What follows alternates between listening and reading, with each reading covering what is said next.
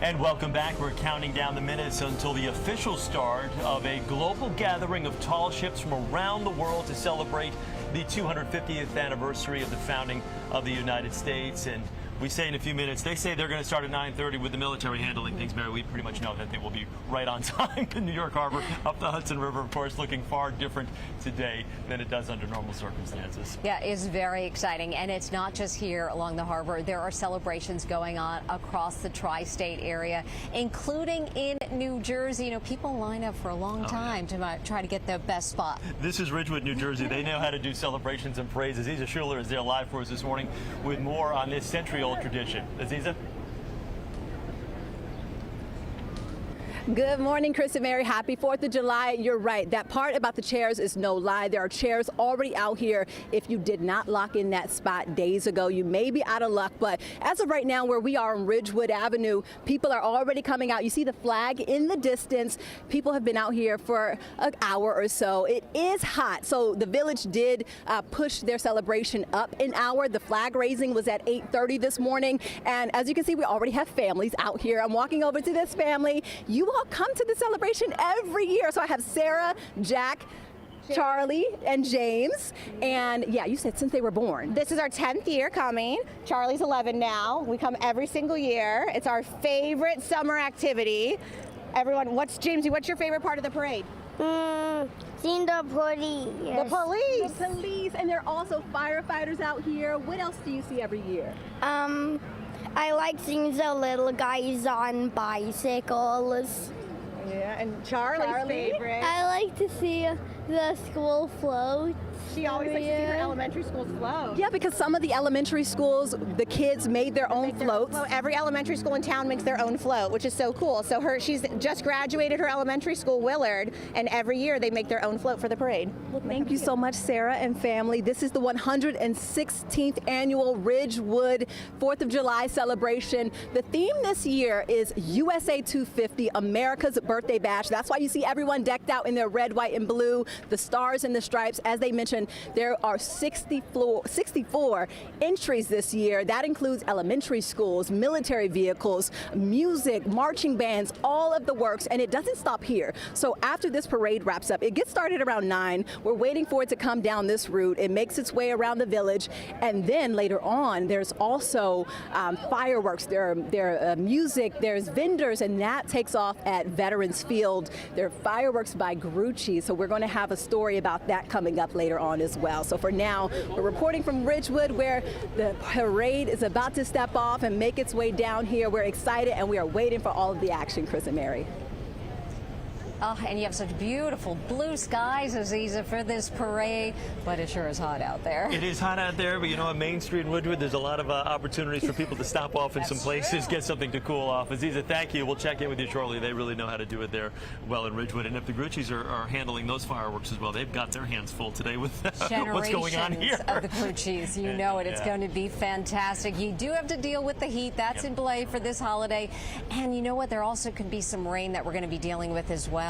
Let's go to John Elliott right now. He is, well, next to us here at the Intrepid. John, what do you got as far as, I know you've got guests, but tonight I know people are really wondering, are we going to get those fireworks in? So we have the latest in computer guidance and modeling, and we're going to take one of the more pessimistic models and we're going to take a look at that. But I know the United States Coast Guard is the lead agency. I know we're going to be celebrating navies from around the world.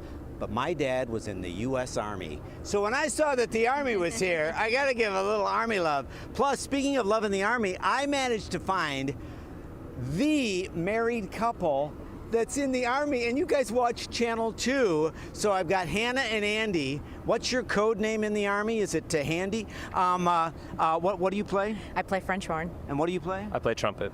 Keen, thank you, Dr. Obvious. What is the name of the band, and is it true you're the most deployed band in the United States Army? Yes, we're part of the United States Army's 10th Mountain Division Band, and the 10th Mountain Division is one of the most deployed units in the United States Army. So you're making music all year long? Oh yes, absolutely. And you guys are going to be here at the Intrepid, but also at Jones Beach. Any quick itinerary we can share? We are. We're going to be here at the Intrepid starting at 4 o'clock. It's just an awesome opportunity for us to really engage and liaise with the New York City Recruiting Battalion. It was absolutely awesome. We're going to be at Jones Beach on Monday. We're going to be performing there. The drill team's going to be there on Monday as well. I believe the Golden Knights are going to be there jumping in. It's a really awesome way to celebrate America's 250th, and it's really something special. And we're celebrating your love because you have got to be the only married couple in the U.S. Army, right? What? Are you guys married too? Yes. And this is great. I just met her like 10 minutes ago. Where'd you go to school? I went right across the river to Montclair State University and also Shenandoah Conservatory. And you play, you're on the drums, right? Yep, I play drums. What's it like to have him back you up? Oh, it's a dream. I love looking behind my shoulder and seeing him there backing me up. Oh, have you ever heard that before? All the time. Yeah, okay, good. It's fine. All right, you guys, I cannot thank you enough. I'm going to do some very important weather, and then look at the way the light is hitting her face. She just looks beautiful. Thank you, folks, for watching. What's your daughter's name? Elizabeth. She's watching right now, right? Yeah, and probably William as well, and Madeline. All right, so you guys reset up. I'm going to share some weather because we got to talk about this. First off, Governor's Island, what they did with Governor's Island. Wow, who's getting that shot? I love that shot. These are all these live shots coming in. I want to show real quickly the storm reports from yesterday. Yesterday was those late day storms following that line together. What you see, all those little icons, those are little wind damage or reports of flooding, and the peak winds yesterday were 66 miles an hour. So I cannot rule that out again this afternoon. That's why we are making this a first alert weather day.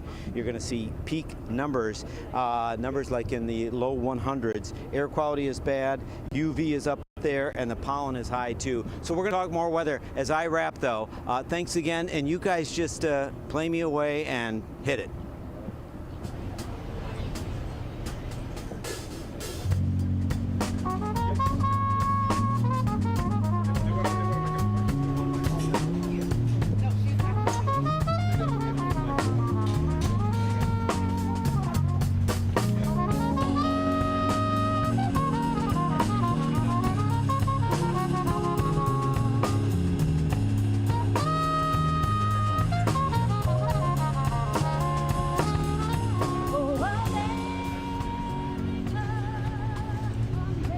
Well, married love is in the air, as John was just telling us. Some married couples. And we're loving it. Which is great to see. You also saw that other shot a second ago. We've got some Blackhawks in the air as well, and nothing, Old Glory never looks better than when it's draped below a Blackhawk helicopter flying overhead here. So we hope to get hopefully they'll come into our airspace sooner than later. Got a lot more to come here with this special coverage of our 4th of July celebration. We'll check in on Coney Island and the crowds gathering for Nathan's hot dog eating contest and the day at the beach as well. It's a hot one out here. We'll be right back.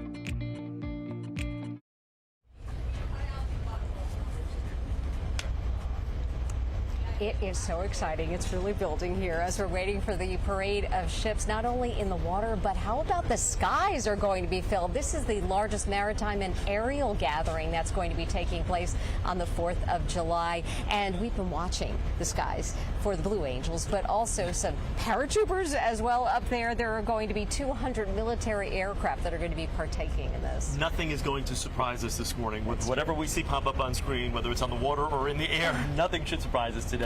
This is a celebration, a once-in-a-generation celebration. We're so happy to be bringing you live pictures of the Tri-State 250 here. Now, it wouldn't be the 4th of July without a check on what's going on along the Coney Island boardwalk and the beach there. Jennifer Bisram is there and joins us live. Jennifer, good morning.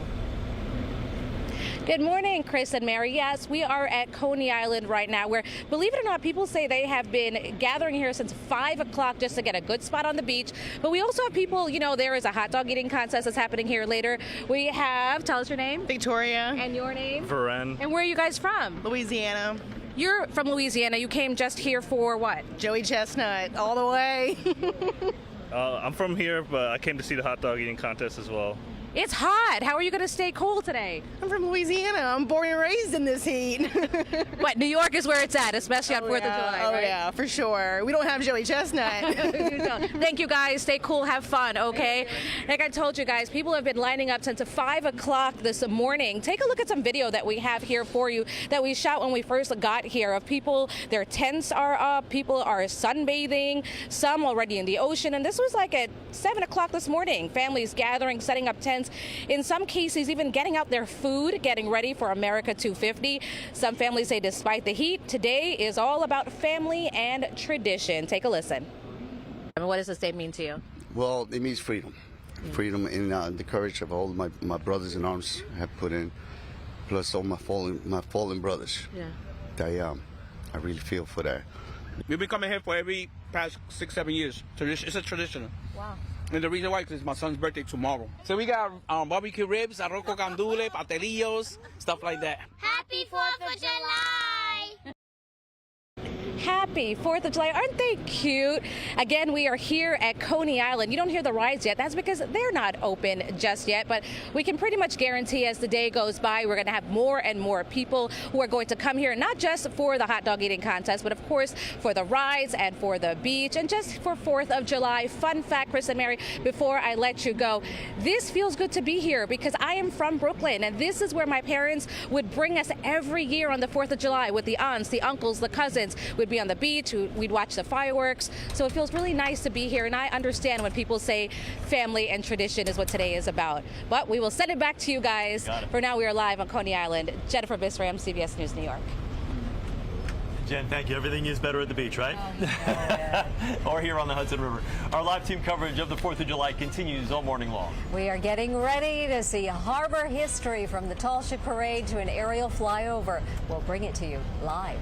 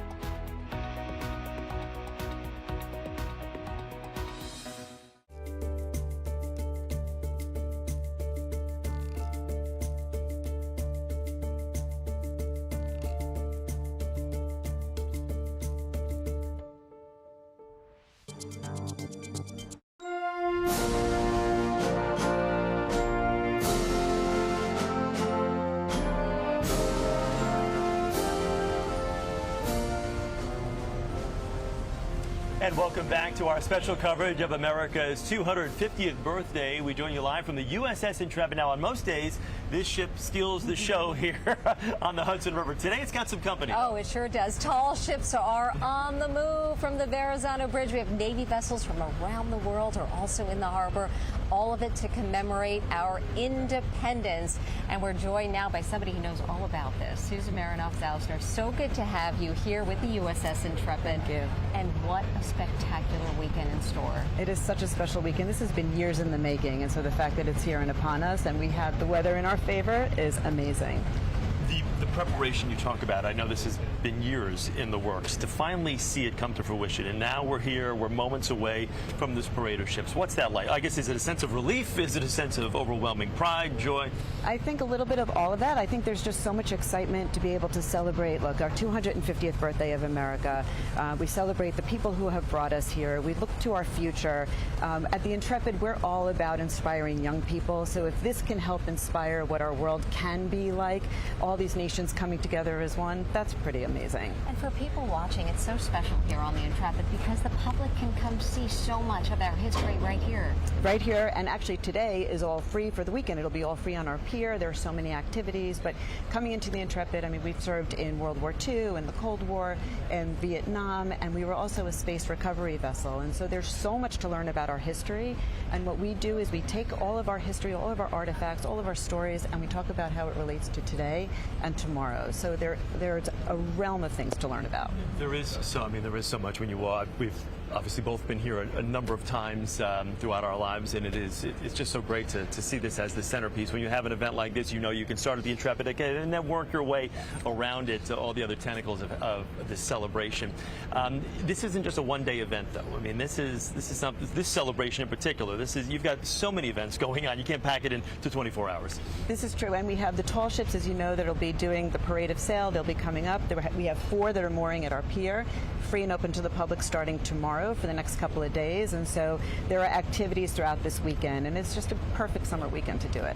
For those who don't know much about tall ships, tell them what they can expect if they come on board. A lot of the tall ships are actually training ships for young people going into their respective service in their respective countries. And it's just a really beautiful opportunity to see the pride of a nation gathered here all together. So they can come on, they have to reserve tickets through the intrepidmuseum.org, but be able to come on board onto those ships, onto the Intrepid. I mean, it's a full weekend of activity. Yeah, so the one thing I think a lot of people, including present company, they're breathtaking, these tall ships. When you see them, they literally take your breath away. They're just so beautiful and so majestic, and I'm so excited to see some of these ships. I was telling Mary, I cannot wait to see the Italian ship. The Vespucci is just so magical. They're stunning. Yeah, they really are. And it will make the harbor look even that much more beautiful. And it is all beginning. Let's head over now to Alice Gaynor. She is at the starting position, taking a live look at so much that's happening right now in New York Harbor. Hi, Alice. Hi, good morning. We're in Alice Austin Park, Staten Island. Take a look behind me. It has started, and it is so exciting.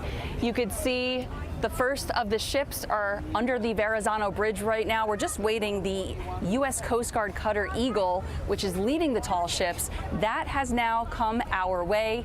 People are taking videos. People are waving American flags. We heard some cheers earlier when there was a helicopter flyover with an American flag. Let me tell you a little bit more about the Coast Guard cutter Eagle. It's a 295-foot ship. It's a training vessel for future officers for the United States Coast Guard. It's known as America's tall ship. It is the largest tall ship flying the Stars and Stripes, and it has 23 sails. It has a working crew of 55 people. The speed under sail can go 17 knots or 20 miles per hour. Speed under power, 10 knots or 11 miles per hour. This is a massive ship, and this is so exciting. It's hot out here, but people don't mind. They're hydrating. The borough president has provided some free iced coffee and donuts. And again, people are just in awe as the parade of ships has begun here. We've also got these large wartime ships here. The USS Nimitz, which we showed you earlier, has been anchored out here. And again, such a stunning sight to see. We did talk to some folks earlier today about why it was so important for them to be here this morning. Take a listen. It's 250-year anniversary of our country, and if I could live another 50 years, I'll see the 300th anniversary. I remember in 1976, I was 10 years old, and I knew how it was on the harbor, and I'm sure it's going to be something spectacular. Oh, I love, everyone is so good to each other, really. We brought water, we gave it to them, it's wonderful. It's wonderful being here. The parade of ships, it has begun here. We are in Alice Austin Park, Staten Island. It is a beautiful sunny day. We know it's hot, but people are out here just in awe as these ships have been sailing under the Verrazano Bridge. They are making their way towards you up the Hudson River here. You can see again the U.S. Coast Guard cutter known as America's Tall Ship, the Eagle. That is out here leading the way. It was built in 1936 in Hamburg, Germany. It has been stationed at its permanent home port in Connecticut. And again, we've got some flyovers happening here. I almost don't want to say anything. I want you guys to just take in the moment because it's just really so beautiful out here to see this strong show of these tall ships that have come here from all over the world. And again, America's Tall Ship, the U.S. Coast Guard cutter Eagle, leading the way. Chris and Mary. Alice, thank you. It is incredible. Like I said, I'm probably going to echo that sentiment all morning long, seeing these ships behind us and coming up the parade route. We've got the USS Farragut, which is basically right behind us, right? Yeah, coming in the stream right there. Behind you. It's so 99, commissioned back in 06, another one of the Navy's finest. These are the types of scenes that you're going to see here on the west side all day long. These incredible naval ships coming up and down the harbor. I just can't believe the view that we have here, right here on the USS Intrepid. I mean, these are the crown jewels of all of these countries. 20 countries are being represented. I had such an honor yesterday to be on one of the tall ships that is part of this parade. And, just being on there with the crew, they had traveled through countries to be here. And it's really fascinating and quite breathtaking to be able to look right there and just give a wave to those folks on board. And they're waving back and docking here in New York. So many people can get a chance to actually go on board because they'll be stationed here for quite a few days. Sailing museums. Of course, this ship, the USS Farragut that we're looking at, which is over our shoulder right now, named in honor of the Civil War Admiral David Glasgow Farragut, who's famous for his rallying cry. Mary, you probably remember this. Oh, yeah. Damn the torpedoes, full speed ahead. Oh, of course. That was his rallying cry. Again, this ship commissioned back in 06, and it's homeported at the Naval Station in Mayport, Florida. So we're happy to have them here in our area, to have all of the sailors on board. Yes, they're waving back. Are we giving them a big wave? They're going to be here for a week. It's Fleet Week times 10 from what I'm told. So it's going to be quite the celebration here in the city. 20,000 sailors. Yeah. Yeah, 10 times the usual number. Yes, hello. Oh, welcome to New York. Thank you for your service. You are here. Thank you, thank you. You know who else has a perfect view of this? Our John Elliott. That's right. He is just below us on Pier 86. I know he's been waving as well. It is just stunning to be in this location, John. It's so spectacular. There's a process called manning the rails. Technically, they're not manning at rails. They look there like they're at ease. They're in full dress, but they're at ease.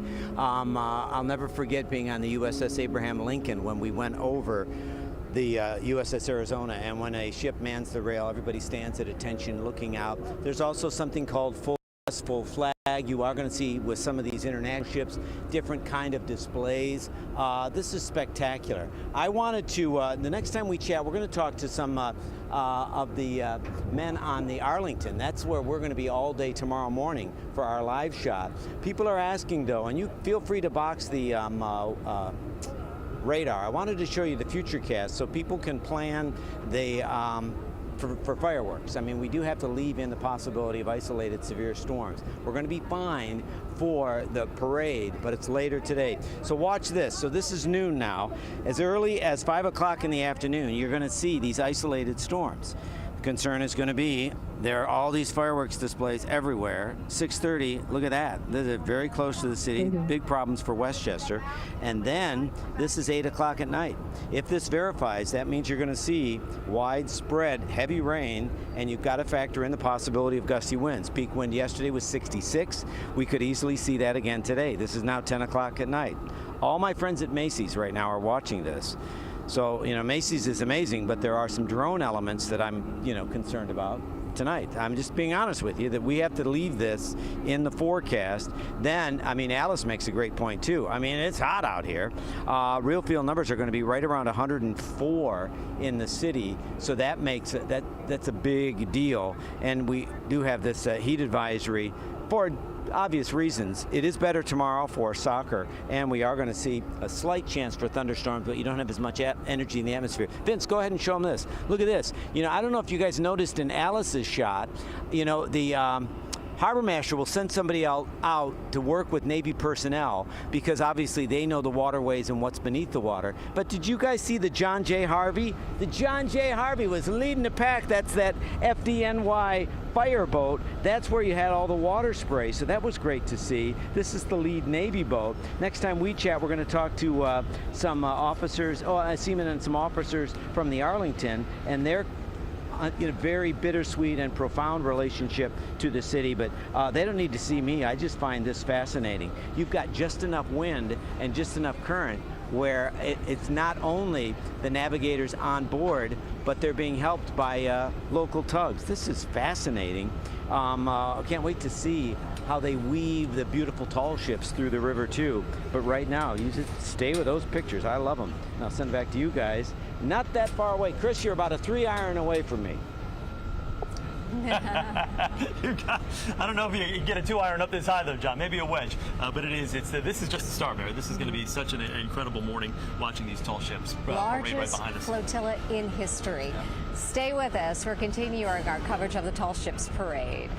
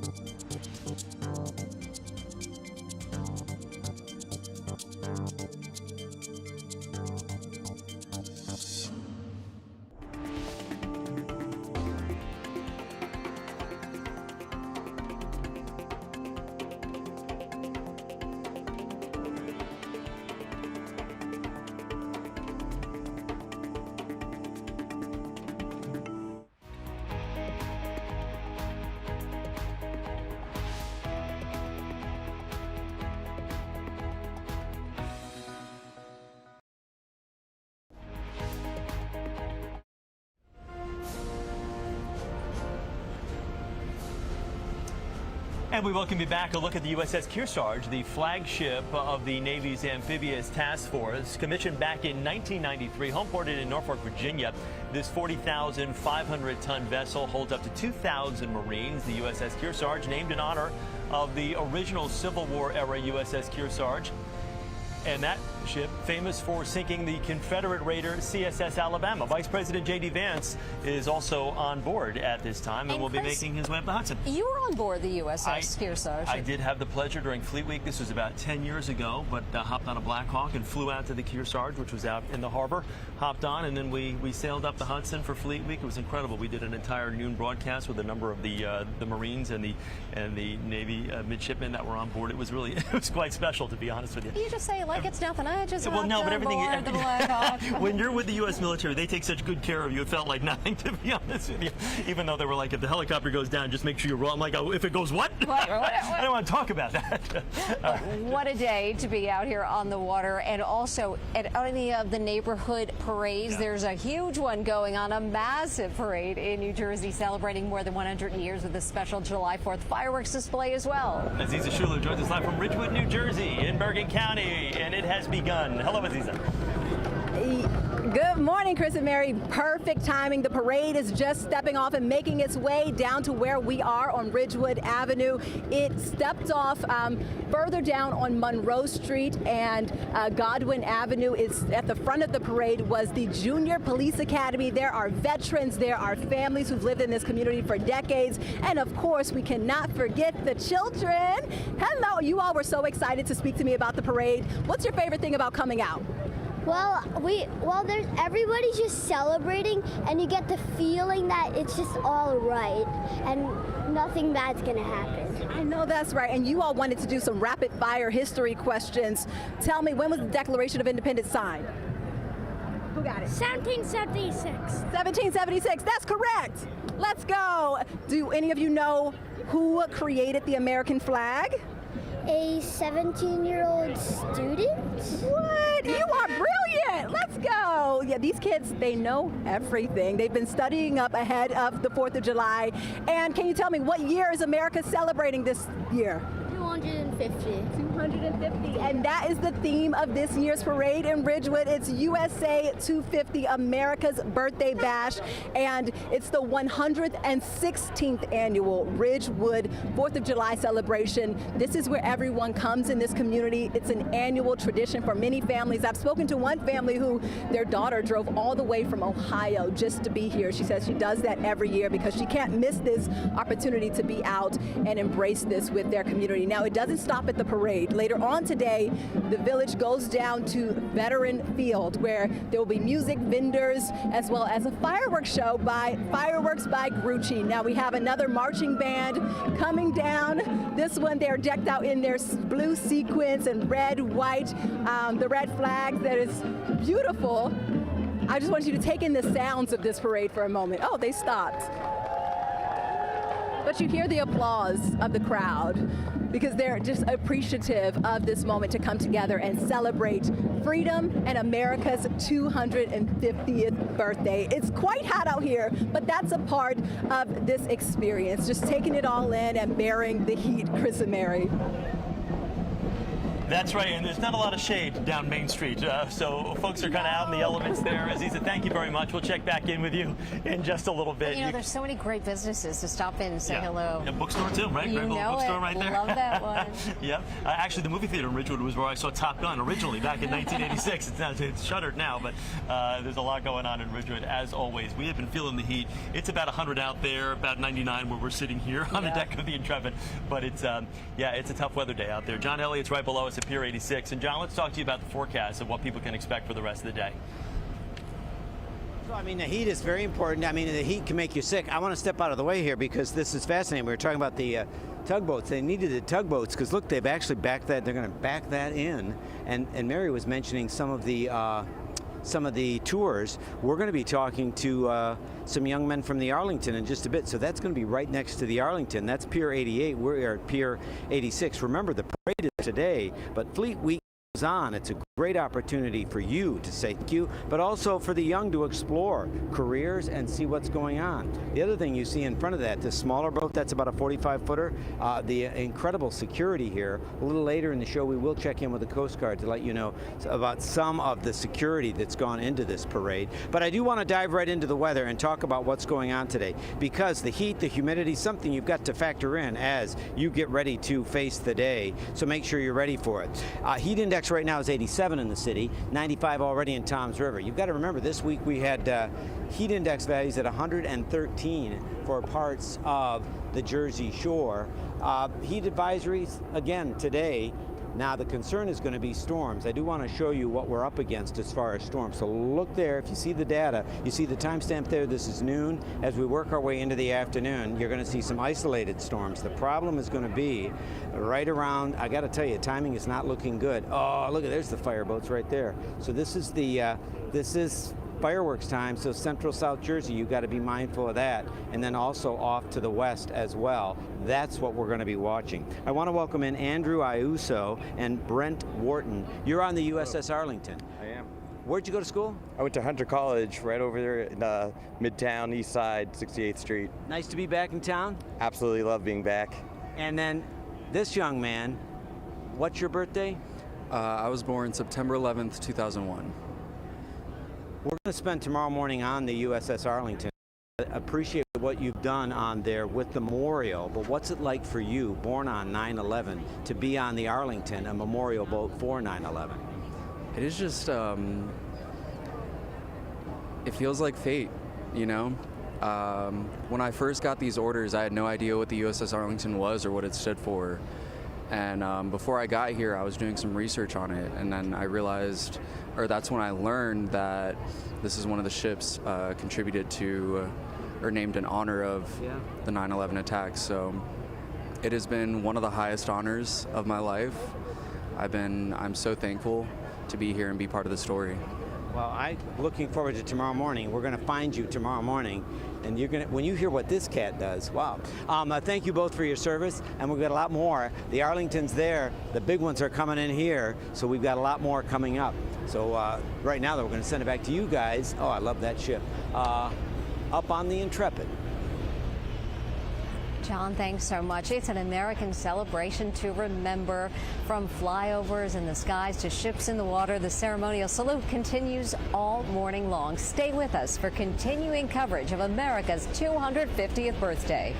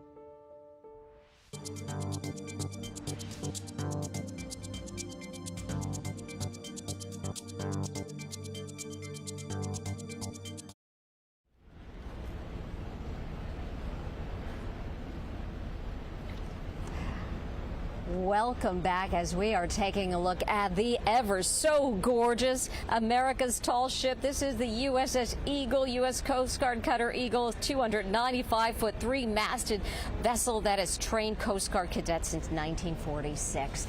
And also the Oosterschelde. I was on board. It was a great one, built in 1917. That's a 164-foot, three-masted topsail schooner.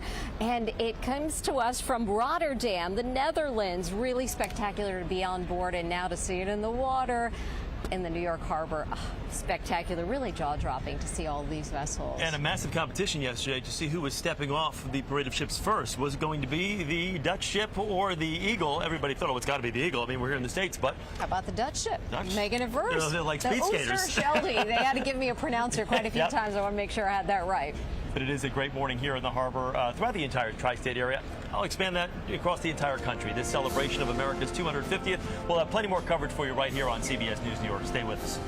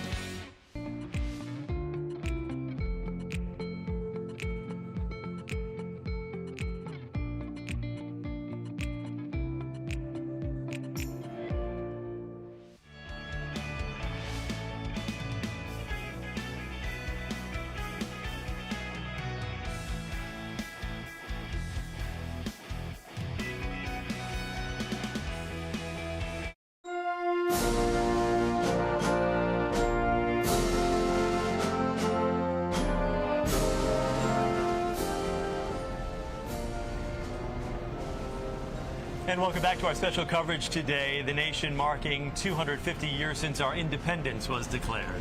And we are bringing you the sights and sounds of all of the celebrations live from the USS Intrepid. The sail for 250 is underway. The harbor has a historic feel as tall ships from more than 20 nations navigate the waters.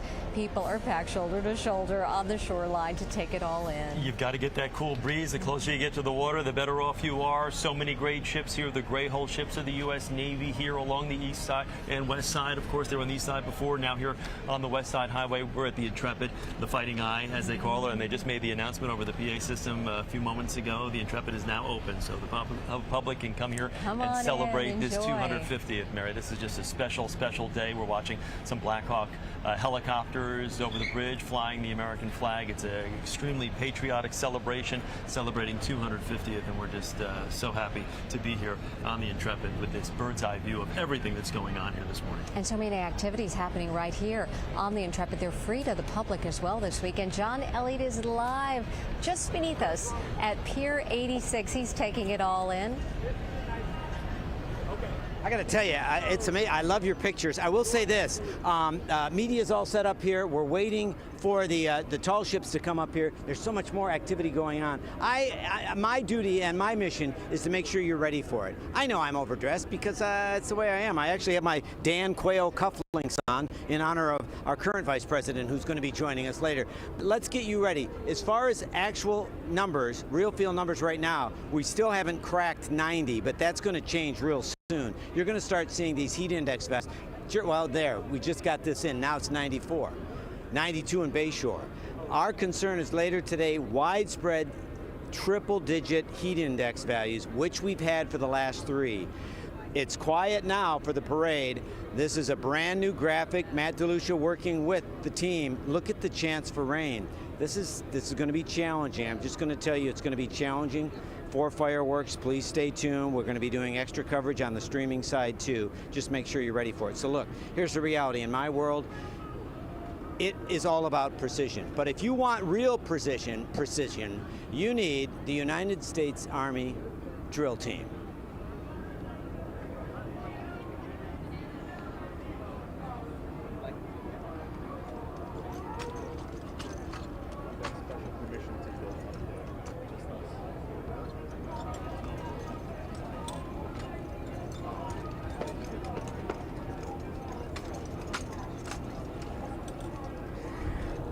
I just want you to think, as you're watching these young men display this kind of agility, how hot they've got to be. Those are wool uniforms. Those are heavy units. We have 4 members of the United States Navy drill team. Coming up in our full forecast, we're going to have 12 full members of the United States Army drill team. They are part of the festivities and some of the excitement here going on at the Intrepid. They're going to be doing performances not only today, but into tomorrow as well. So we've got the spot. We've got the spot. Drill team, again, framed by the Arlington Army meets Navy, and then we're waiting for history to float by on the Hudson. And my photographer, Big Ed, wants me to learn how to do that. There is no way I'm going to learn how to do that. We're going to have more inspiration from the United States Army drill team coming up in a bit. Right now, though, I'm being very careful where I stand as I send it back to you guys on the fantail of the USS Intrepid. Thank you, John. But I tell you, you talk about precision. There's nothing that the U.S. military doesn't do with incredible precision, and it's just to see that the practice that goes into just something like that is incredible. It's phenomenal. You know who's watching this all very closely? We have Alice Gaynor. She is at the start of the parade. What a view you have, Alice. Oh, it's incredible over here. The tall ships have been going by, and it actually quieted down because people are really paying attention out here. It is just, it's so awesome, I guess is the word you could use to describe it. I'm joined with the Staten Island Borough President, Vito Fasella, and his beautiful family out here. Awfully close. We made you stand even though it's very hot. So what does it mean for you to be out here and to see all these fellow residents gathered to watch? Well, with Mary Pat and Griffin and so many other thousands and tens of thousands of Staten Island residents out in force on the shoreline, celebrating the greatest country in the history of the world. There are those in the city who don't think that way, but on Staten Island, as you can see, the flags are waving. We respect what this country is all about. We respect the men and women who serve in this, our armed forces, the men and women of the police department, the fire department, first responders. But this is a way of people in Staten Island coming out to say, we love this country. God bless America. And as you can see, there's not an empty space around despite the heat. They're out there, and we're very privileged to live in this great country of ours. And you're providing actually free iced coffee. I noticed a few people partaking. Smart on a day like today. Yeah, and we've come together. You know, the people of Staten Island come together. Thank the folks at Country Donuts who come out here. Volunteers up and down the boulevard. Bay Street is lined with flags. The boardwalk in South Beach and Midland Beach is packed. So we're just grateful, and we want to show there were people here who were here in 1976. Now those parents and like my wife, Mary Beth, now they're here with their kids and grandkids, and this is what we do. And I think we have to shine a light on the greatness of this country. And yeah, we're imperfect, so what? We just look to make things better. And as I could say, is I'm very humble, and I'm a Staten Island guy, and it's great to see these folks come out in force. I got to be honest, I wasn't sure how many people would show because it is so hot out here, but you're right, there's barely any available grass to sit on, and you know, it ranges in age. We have from the young to the older, and I know you weren't going to talk, but what was it like last time compared to now? It had the same feel. It was so nice. We had our launches, we had sandwiches and stuff, but it was beautiful. 50 years ago with my parents, and now we're doing it with our kids too, so it's good. What are you most looking forward to, or have you seen it already?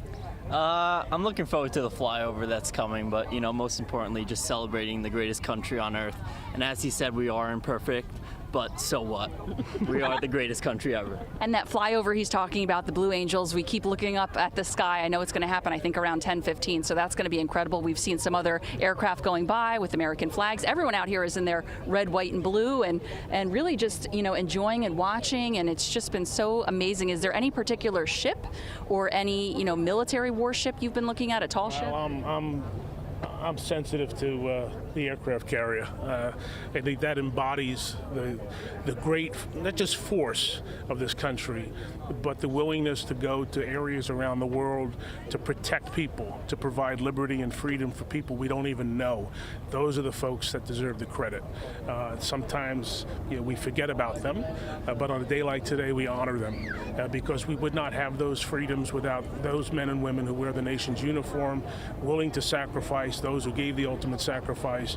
And we declared our independence from a country 250 years ago when we said enough is enough, but we come together, we the people, and we the people of Staten Island would. The one caveat, you mentioned about all the people here, there would still be thousands more, but the streets are closed now, so they can't even come here. And to all those who didn't make it, God bless them too. Staten Island Borough President and family, thank you so much. We'll send it back to you, Kristen Mary. Okay, Alice, thank you very much. While you were talking with Ms. Fasella, we were looking at pictures of the Vice President, J.D. Vance, who is on board the USS Kearsarge right now, who is greeting some of the sailors on board the Kearsarge. Embarks up to 2,000 Marines and also deploys them with helicopters on board. It's just a well-decked landing craft. It's quite special to see. This is a multi-mission warship, regularly supporting global combat security as well, and it'll be passing us shortly as well. Yeah, we'll get a better sense of some of the business that was taking place on the deck of the Kearsarge with the Vice President in just a couple of moments when we get that. But we're looking at these beautiful pictures. It's funny, the still photographers are going to have such incredible images. TV images, of course, are going to be beautiful, but some of the still photographers who are going to get these shots of some of our U.S. warships and the tall ships in the shadow of the Statue of Liberty as they're going by are going to be incredible and something that to document and to see over the next few days and hours. We have 80 vessels on the water here, 40 tall ships with white sails from 20 different countries. 32 warships are participating as well, and 200 military aircraft. They were talking about the flyover. We're excited for that as well. That I cannot wait for. The Blue Angels are here. I know the French military had some fighter jets up here earlier this week. It's just it's a sight to behold and a sound to behold, because that sound of those jets firing overhead is going to be incredible. You can see, let's just look at the size difference, Mary. I mean, you've got this beautiful shot here of the Statue of Liberty. You've got one of the tall ships there, as you can see, sailing onto frame, and then you've got one of the gray hull, Navy ships off there in the backdrop. Just it's incredible what's happening here on the harbor. So happy that we're bringing you these live pictures. So we ask you to stay tuned here. We're going to have more coverage for you all morning long as we continue to celebrate the Tri-State 250 and our nation's 250th celebration.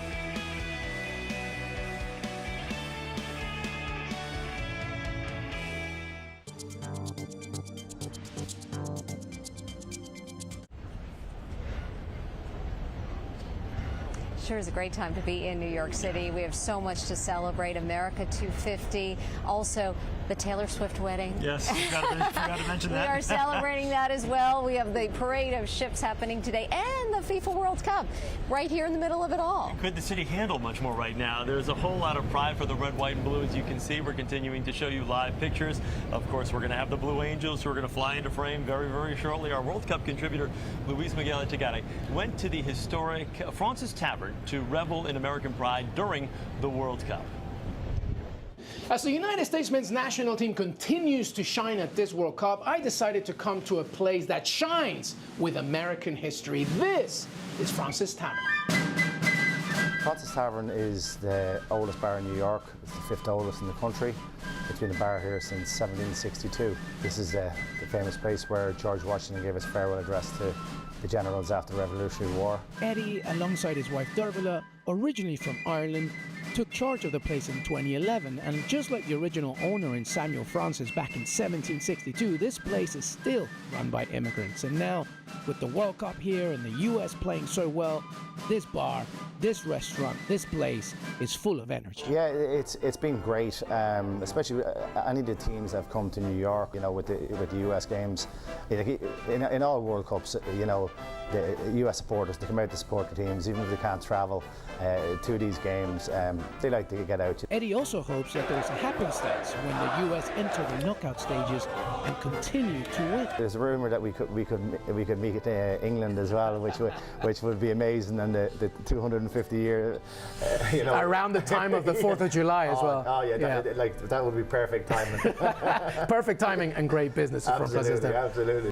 What a place with so much American revolutionary history. Perhaps the US at this World Cup can create a revolution for themselves. From FIDI, Luis Miguel Echegaray, CBS News, New York. And we have a special guest joining us right now, Aerospace Maintenance Officer Nathaniel Salinas, who did his training with the Blue Angels, and we've been showing some scenes of those Blue Angels in the air right now. Ensign, thank you for being with us. Phenomenal. Absolutely. Tell us about the Blue Angels, the importance of them. I mean, talk about precision. Precision at 700 miles an hour, and as we look behind us, you know, more jets. It's just naval aviation is phenomenal. Flying 700 miles an hour.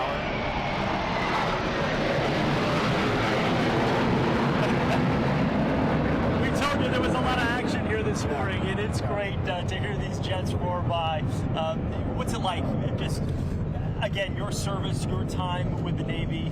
There's so many different facets. I know you've got a number of different roles while you're here, but just to see all of this celebration going on. It's phenomenal. It puts, you know, naval forces at a perfect show for America and the world to see. And to be the 250th is phenomenal. It can be a perfect time. We're glad to have you back in New York. I know it's been a few years. It has been a while. Yeah. What are you doing while you're here? I was lucky enough to go see Wicked last night and a couple other shows. MJ was great. So just seeing the city and the food and everything. We just love hearing from the folks. Sorry, I didn't mean to interrupt you, but we got the red, white, and blue. Behind us, it is phenomenal. We need to have these celebrations more often. Oh, please, every weekend. But it's 200 military aircraft participating in this. It is. It's for, you know, try to get as many as we can, and, you know, just the precision of the pilots and the teams, and it's a great show. And thinking it through, too, with that red, white, and blue. That was beautiful. With that stream. I don't think people at home understand the precision that's involved with being one of those fighter jets. I mean, everything right down to doing something like that where you've got acrobatics with the Blue Angels and whatnot, to just landing an aircraft on an aircraft carrier. It takes precision. That's the great thing about the Blue Angels. It shows that precision, flying at 700 miles an hour and a couple inches away. And to land on an aircraft carrier is just another spectacular feat. Is there a ship here that's here?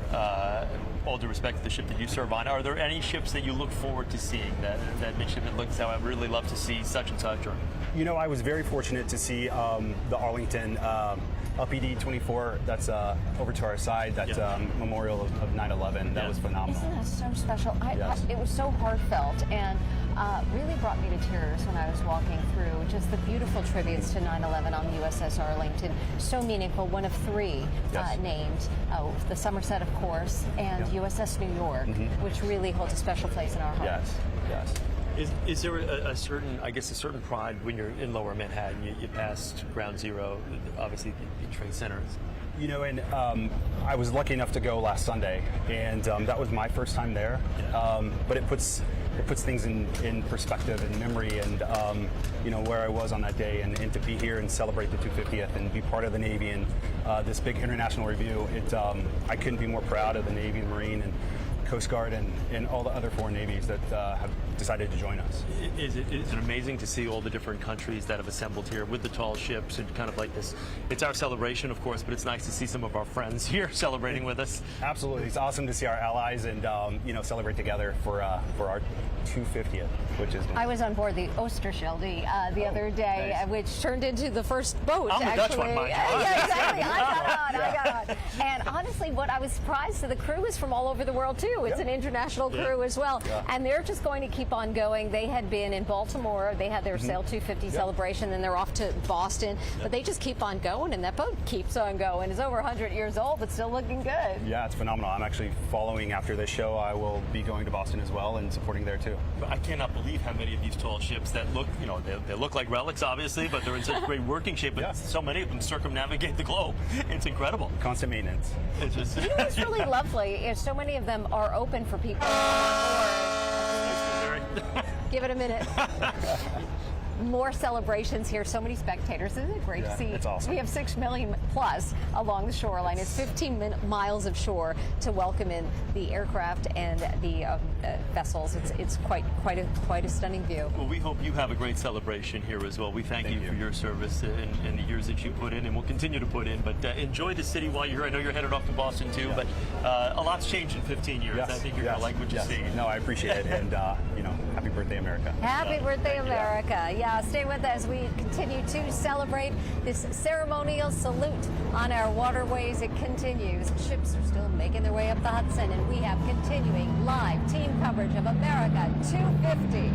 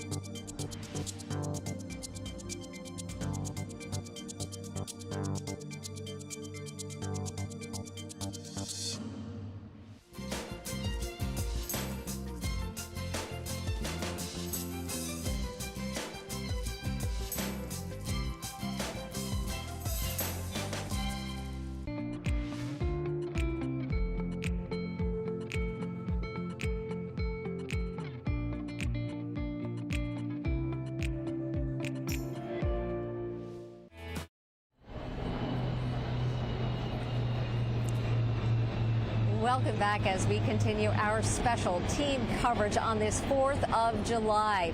And it wouldn't be the 4th of July without a check on what is going on in Coney Island and on the boardwalk today. Jennifer Bisram is there and joins us live as we continue to have the flyovers here at the Intrepid. Jennifer, good morning. Good morning, Chris and Mary. You know, we are finally on the boardwalk. Take a look at how things are at this hour. There are people here. People have been coming out to Coney Island since around 5 o'clock this morning. Take a look at the Nathan stand right there. We talk with people who were getting hot dogs for the very first time. Some who's coming for the tradition. They just said hi there. Look at the beach. If Carlos can show the beach is pretty packed at this hour. Again, we talk with people here since 5 o'clock. And we actually even have a couple who came here from Houston. They're here for all things 4th of July, right? Absolutely. We can't think of a better place to be on July 4th. Oh, it's America's 250th birthday. What a better place to spend it? Yeah. I love the gear. Yes, we got to exactly. go all out. We are all in on the 4th of July. Oh, wow. Okay, what are you looking forward to the most? Fireworks tonight. Fireworks. You're going to be here all day? We'll be here all day. All day. How are you going to beat the heat? We're used to it. We're Houston. We're used to it. We thought we'd be out of it, but it's okay. We came here for a break. Good point. Good point. All right. Well, enjoy. Happy 4th. Thank you. Yeah. Happy July 4th. Happy July 4th. And we do have more interviews for you if you can go to that right now. We have people all patriotic. We have people getting hot dogs. Take a listen. Very happy that it's 250 years old, living in the best country in the world, and just want to be very appreciative and celebrate where I live. Yeah. Don't matter where you're from, it's still the best place in the world. Yeah. God bless the USA. 250 years, and we're here to see the hot dog eating contest here, and we're excited about everything.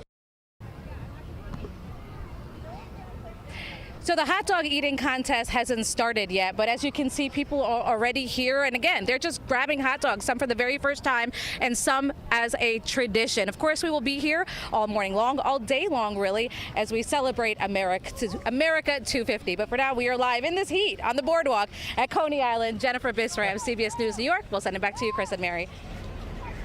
Jennifer, I think we need that hot dog hat for all of us. Yes, please. If I may, that couple from Houston is here, and they were right? like, so we get some relief from it. I lived in Houston. It's still not as hot as Houston. Oh, really? This is rare for us. For Houston, that's normal circumstances down there. So they're getting a little bit of relief, not much, but a little. Jennifer, thank you very much. We are in the 90s, feeling like the hundreds here in New York City, and our live team coverage of the 4th of July continues all morning long for you. We're witnessing history in and above our harbor right now. The planes are going overhead. The airspace is full here along the west side as we continue to bring you live pictures of this massive celebration here at the Tri-State 250. We'll be right back.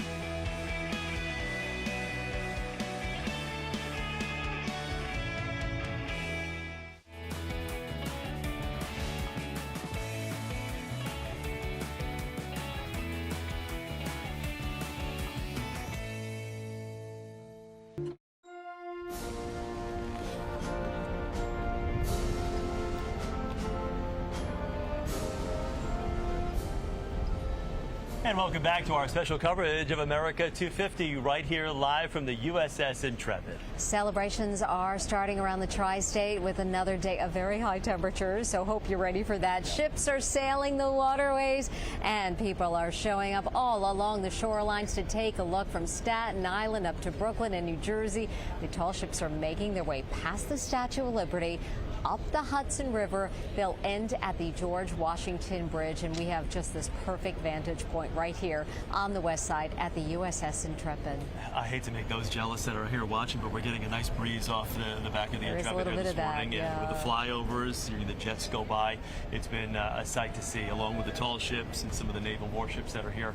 It's just a great celebration of 250 years. Let's head back to the starting line of today's Maritime Parade. And Alice Gaynor is live on Staten Island, where she has been keeping an eye on history all morning long for us. There she is, got the hat in place. Oh, I needed some sun protection, right? So this just made sense. This is courtesy of a viewer, Cindy Aponte. She gave me this whole goodie bag, and that's kind of the spirit out here. People are loving the country and loving one another. And let me give you a look at the water, if I can step out for a moment. You could see the tall ships are still making their way out from under the Verrazano. They are sailing up to where you guys are located, Chris. We also have a breeze here along the water. We are in Alice Austin Park. We've been speaking with people all morning long, battling the extreme heat. We've got umbrellas, hats, sunscreen, free iced coffee, courtesy of the Staten Island Borough President, who we were speaking with earlier today. And yes, happy 4th, young lady. See, that's the energy out here, and we are loving it. Here comes another flyover. We can't show you, it's out of sight, but it's headed towards you guys. That's the great thing about this morning. You look at the water, there's some impressive warships. The USS Nimitz is over here. The Queen Mary II is actually out here. You got the tall ships, you got the Class B smaller ships out here, and then every so often, another impressive show of force in the air. I mean, it's incredible. We saw the Blue Angels fly over. I know you guys did too. And so every few moments, there's just something new to look at, and it's so spectacular. Here's what some people were telling us this morning. What's going through your mind as you see all these ships going by? You know, I lived in New York my whole life. I've never seen this stuff. It's cool. To be proud to be an American, it's a great day. And to see my USS Nimitz, that after today, after 51 years, that's it, they're going to decommission her. So it's a great day, but then when you look at the ship, you kind of get upset, you know. But all things have to change. He says he's upset because it's going to be decommissioned. But again, it's just so amazing out here. So many ships, so many flyovers. Another one just flew overhead, headed your way. Sure, it's hot out here, but we are managing. We also just spoke with the U.S. Marine Corps Band. They're performing out here. We thank them for their service. They've got some jazz tunes going, so they're really setting the mood out here. They're also going to be performing tonight in Times Square. We're told more rock songs, so you don't want to miss that. Chris and Mary will send it back to you.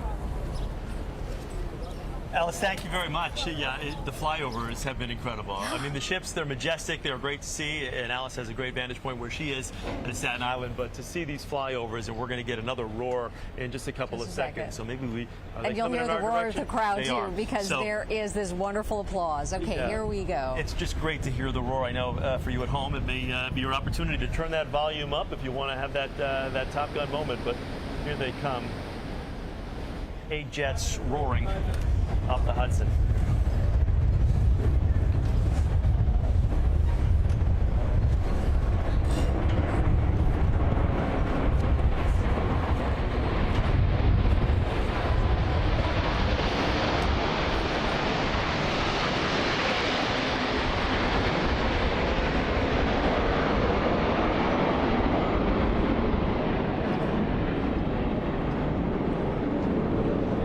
It's pretty incredible, right? It is absolutely stunning, and to be here as they come by, whoa, you feel it through you.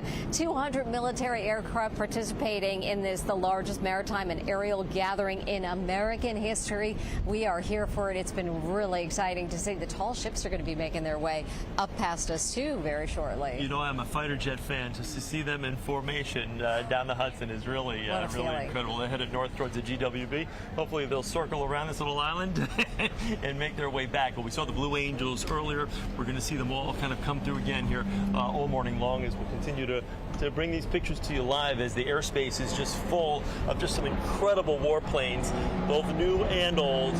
but the visuals are great, both in the sea and in the air.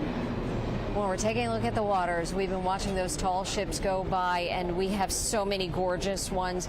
We saw the Pride of Baltimore, a globally recognized sailing ambassador of Maryland, and they had their 250 celebration just before ours. So it's been really spectacular to see so many of this. This sharp-billed Baltimore Clippers, late 18th century and early 19th century. Can you imagine? And still traveling along and in spectacular fashion as well. The Bowdoin, another U.S. ship that we're watching here today. We've got so many of these three-masted ships that are flying the American flag here this morning. It's just so great to see here on our waterway as this celebration continues. And we have representatives from 20 different countries. These are like the crown jewels of the countries that we are seeing today, and they have done so much to get their ships here as we're taking a look at the skies once again right behind us. Yep, here they come. Again, I know I play this up. I'd love to hear the roar. Listen in.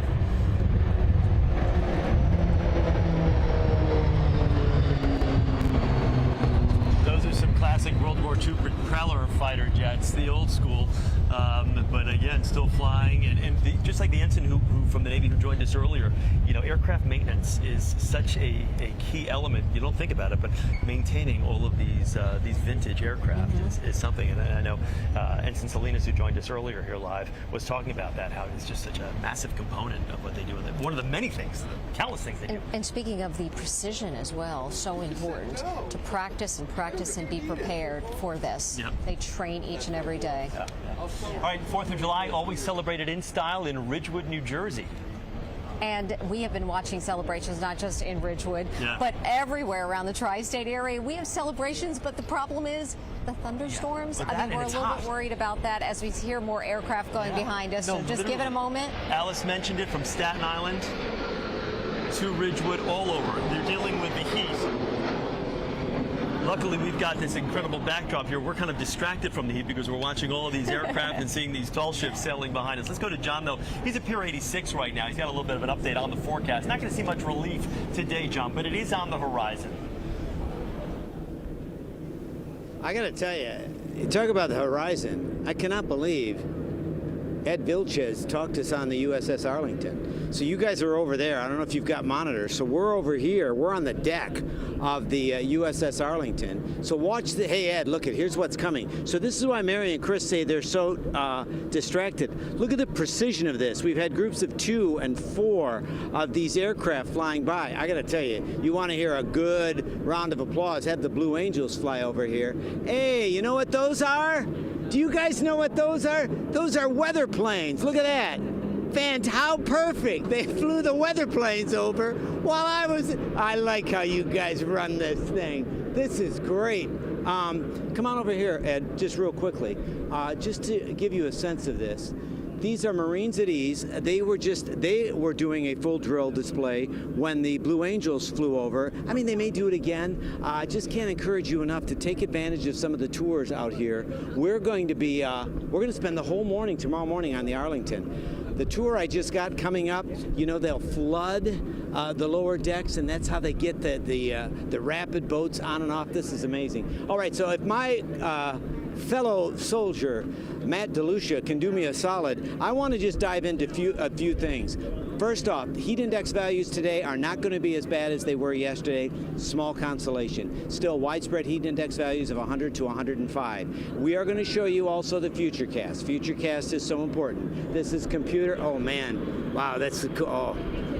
Oh, that's an A10. Look at that. And you know, you can tell because of the sound. They have that great sound. All right, Futurecast. I have no idea. I'm totally blind up here, but I don't care. I just love this. If you're boxing this, I just want to show you. Timestamp on top. Watch this. The numbers and the coverage this afternoon. Isolated storms, but unfortunately around fireworks time, models are hinting that there's going to be more coverage. Obviously, we're concerned about your safety, so make sure you're mindful of that. We'll be watching that as well. I'm just going to get out of the way. Take your pick, Ed. It's beautiful. We're waiting for the ships, and here comes another. Oh, what's that one? That's a big, beautiful one. As we send it over from a big, beautiful bird to 2 beautiful people on the fantail, the business end of the USS Intrepid. Well, there on you. Johnny, thank you so much. Again, you kind of saw some of the aircraft flying overhead. A few moments ago, you saw the A-10 Warthog that flew by, 5 of them, which was just an incredible sight. John's talking about it, though. They're just these aircraft are incredible. The tall ships that we're seeing now, we're seeing the real majestic beauties. Do you want to see the most beautiful ship in the world? I've been waiting for this. We are going to show it to you. Look at this. The Amerigo Vespucci, a 329-foot fully rigged 3-masted sail training vessel of the Italian Navy, home ported in La Spezia, Italy. This is just my favorite. I've been literally, I mean this, I've been so looking forward to seeing this. Named after the explorer, Amerigo Vespucci often takes part in sailing parades and tall ship races. And you can see why, because it is just an incredible vessel. I'm going to tell you a funny story that I had read earlier, which I thought was incredible. While sailing the Mediterranean back in 1962, the aircraft carrier, the USS Independence, flashed the Vespucci with a light signal asking, "Who are you?" The response was, "Training ship Amerigo Vespucci, Italian Navy." The Independence replied, "You're the most beautiful ship in the world." Now, fast forward to 2022, the Vespucci sailed by the American aircraft carrier, the USS George H.W. Bush, which saluted the ship and commented, "You're still, after 60 years, the most beautiful ship in the world." Bellissimo. It really... I know you were on the Dutch ship earlier, Mary, and I'm primarily Dutch. This is that Italian, was a beauty. and it's just so fitting that the most beautiful ship would be yours. The Amerigo Vespucci, you are gorgeous. We have so much more to come to take a look at other beautiful ships, not as beautiful as the Vespucci, but however, they are going to be stunning as well, so stay with us as the tall ships come by us and are on full display.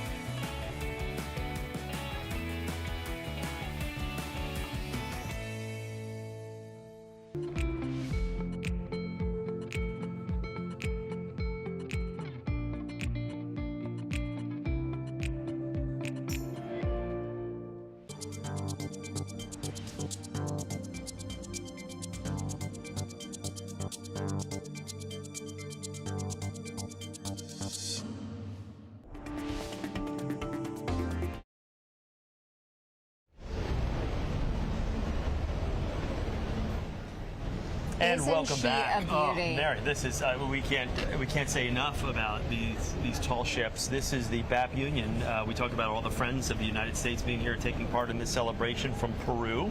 A 378-foot four-masted steel-hulled sail training ship, which is home ported in Callao, Peru. Yeah, largest sailing training vessel in Latin America. 36,000 square feet of sail. That's a lot of sail. And embarks a crew of 250 officers and naval cadets as well. She was built in Peru, commissioned in 2016 as the Goodwill Ambassador of the Peruvian Navy. She promotes Peru in its voyages around the world. And her figurehead, made of bronze, features several symbols of the Inca culture. As it should. It's just such a beautiful ship. Look at the flag. I think that might be the largest flag that's sailing on any of the tall ships here today off the back of the ship. Really incredible. Well, today we're also hearing a lot about the founding fathers, but we can't forget a whole segment of the population. Yeah, the ladies. That's right. We have to remember the ladies, and that's what Abigail Adams said. She was the wife of one president and the mother of another, and she helped shape the new republic. The reason why we tell you this is because I had a chance to speak with the authors, Stephanie Dray and Laura Camoy, who went through all of her letters, over 12,000, to create this novel, A Founding Mother, a novel of Abigail Adams, and we'll continue to show you the tall ships as we speak with the authors. Stephanie, the Revolutionary period is so often connected to the men fighting the battle, writing the Declaration of Independence, that we often forget about the women. We do, and we're trying to change that. It's time for us to, in the words of Abigail Adams, remember the ladies, because they were half of the population then and now, and they made significant contributions to the founding of this country. And Laura, I was especially taken by the eyewitness account of Abigail, watching the battle for independence unfold before her very eyes, with her very young son, John Quincy, by her side. Charleston was laid to ash that day. And you write of how she watched the rising pillars of smoke that blackened the dawn, how it was ablaze in red and yellow, the air tinged with the scent of sulfur, pulse with the malevolent force. It was just such a gripping account for me and for readers, Laura. Yes, I think that one of the really powerful things about Abigail's story is that she really was on the front lines of the war, and she was alone through most of it.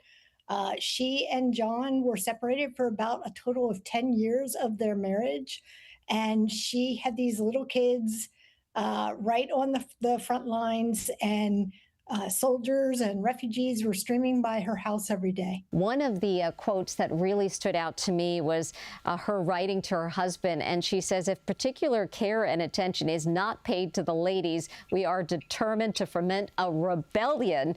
And I thought, go Abigail. Now, he thought she was kidding, but we do not believe she was kidding, and her other letters indicate that she was not. She the rest of that quote is she says that women will not consider themselves bound by any law in which they had no voice or representation. And that is the revolutionary language. Such a thrill to talk to the authors of A Founding Mother, and you can read a free excerpt by going to clubcalvi.com too. Gotta get there to Club Calvi. If you haven't been, you don't know what you're missing. Stay with us as our coverage continues right here of the Maritime Parade here on the Hudson.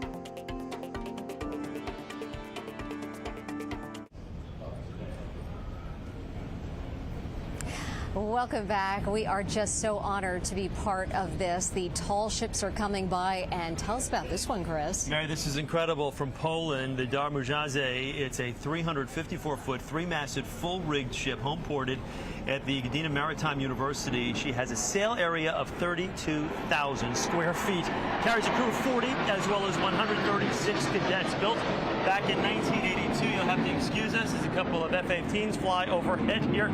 Now, this ship is incredible. We talked about this earlier. This ship circumnavigated the globe in 87, 88, then again in 2018, 2019 to commemorate Poland's 100th anniversary. Can you imagine circumnavigating in this? I mean, not. they are brilliant. When I was on board one of the tall ships the other day, I was stunned by the work that had to go in to make this happen. So, incredible. Really such a from thrill. every country, their sailors are just incredible. And this one, was built to honor Poland's 100th anniversary, and it helped commemorate the 100th anniversary. So just so nice that everyone is celebrating their independence as well. And Poland, welcome to New York. Glad you're here. Enjoy. Enjoy. You know what else we're enjoying? Let's talk hot dogs. You know what? Let's do it. The beach. Spit on the cyclone. It's all part of the fun in Coney Island this 4th of July. And Jennifer Misra Sorry, is Jen. live. F-35s. Four of them. They're a bit loud. It's the 4th of July. Of course, it's loud everywhere. We are in Luna Park right now at Coney Island, where the rides have just opened up, and we have a father and son duo here. It's Matt. Yes. Matt and 6-year-old Miles. Say happy 4th of July, everyone. Happy 4th of July, everyone. Tell us, what are you guys doing here today? We came down here early. He demanded we ride the rides first, but we do want to go watch some hot dogs meet their fate in a little bit. Just kind of enjoying everything Coney has to offer. We love it down here. Is it a tradition for you, because you just said you're New Yorkers? Oh, yes. Yeah, we live in Brooklyn right up the road. Actually, this is our 3rd Saturday in Coney Island in a row, but we have come here the last couple of years for the 4th of July. And speaking of the hot dog eating contest, we talk with other folks. Thank you very much, by the way. We talk with other folks here on the boardwalk getting ready for that hot dog eating contest. Take a listen.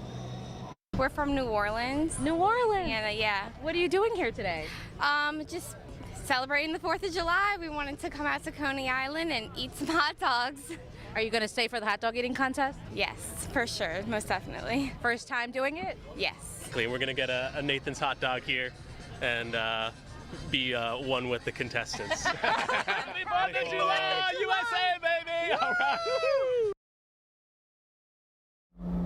USA, baby. Happy 4th. Happy birthday, America. See, I actually have the glasses now. I think Alice said she had on the hat. It is hot out here, but we're doing the best we can to stay cool. But so are people here today. I've been asking folks, how are you planning on beating the heat? They said going into the beach and getting their feet wet, and also probably having some beverages. That is the latest here from Coney Island, from Luna Park. We'll send it back to you guys. Thank you very much, Jen. Great to see you on the boardwalk there. I'm sorry, I'm going to turn again, just because I love seeing these jets. Just incredible. An incredible display by all of these fighter jets that are roaring up and down the Hudson. We also want to say a quick thank you here. As we mentioned, we're broadcasting on the USS Intrepid, and Larry Arnold was here. He is the president of the USS Intrepid Former Crew Member Association, and was able to present us with some incredible coins to commemorate exactly what's going on here. Our nation's 250th. These were designed by a former crew member of the USS Intrepid. Larry, thank you. We will hold this near and dear. And stay with us for our more special coverage here of our ceremonial salute to our 250th.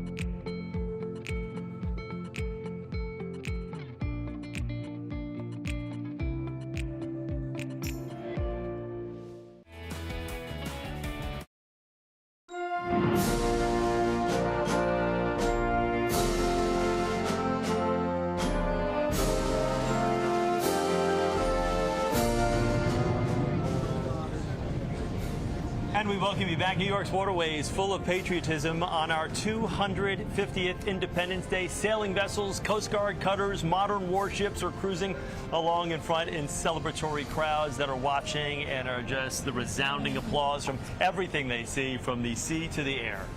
Welcome back and thank you for joining us for our special coverage here this morning on CBS News New York. It took years of planning, hundreds of hours of training and coordination across continents to pull this off. It's been remarkable to watch it unfold right before our very eyes. Our celebration, but so many of our allies celebrating with us, as you've seen with these tall ships, the Intrepid.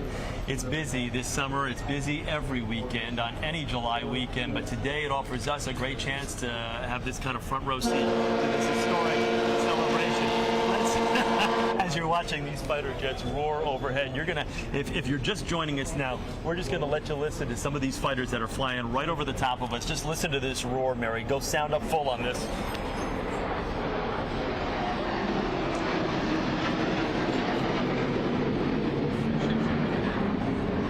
And this is what we've been treated to for the greater part of the last hour. Fighter jet after fighter jet, bombers, stealth bombers, B-52s, some of the classic vintage propeller fighter jets from the World War II era to the F-35s right now. It's just been incredible to see and hear the precision flying right behind us here. Also listening intently is our John Elliott, is down at Pier 86. Hi, John.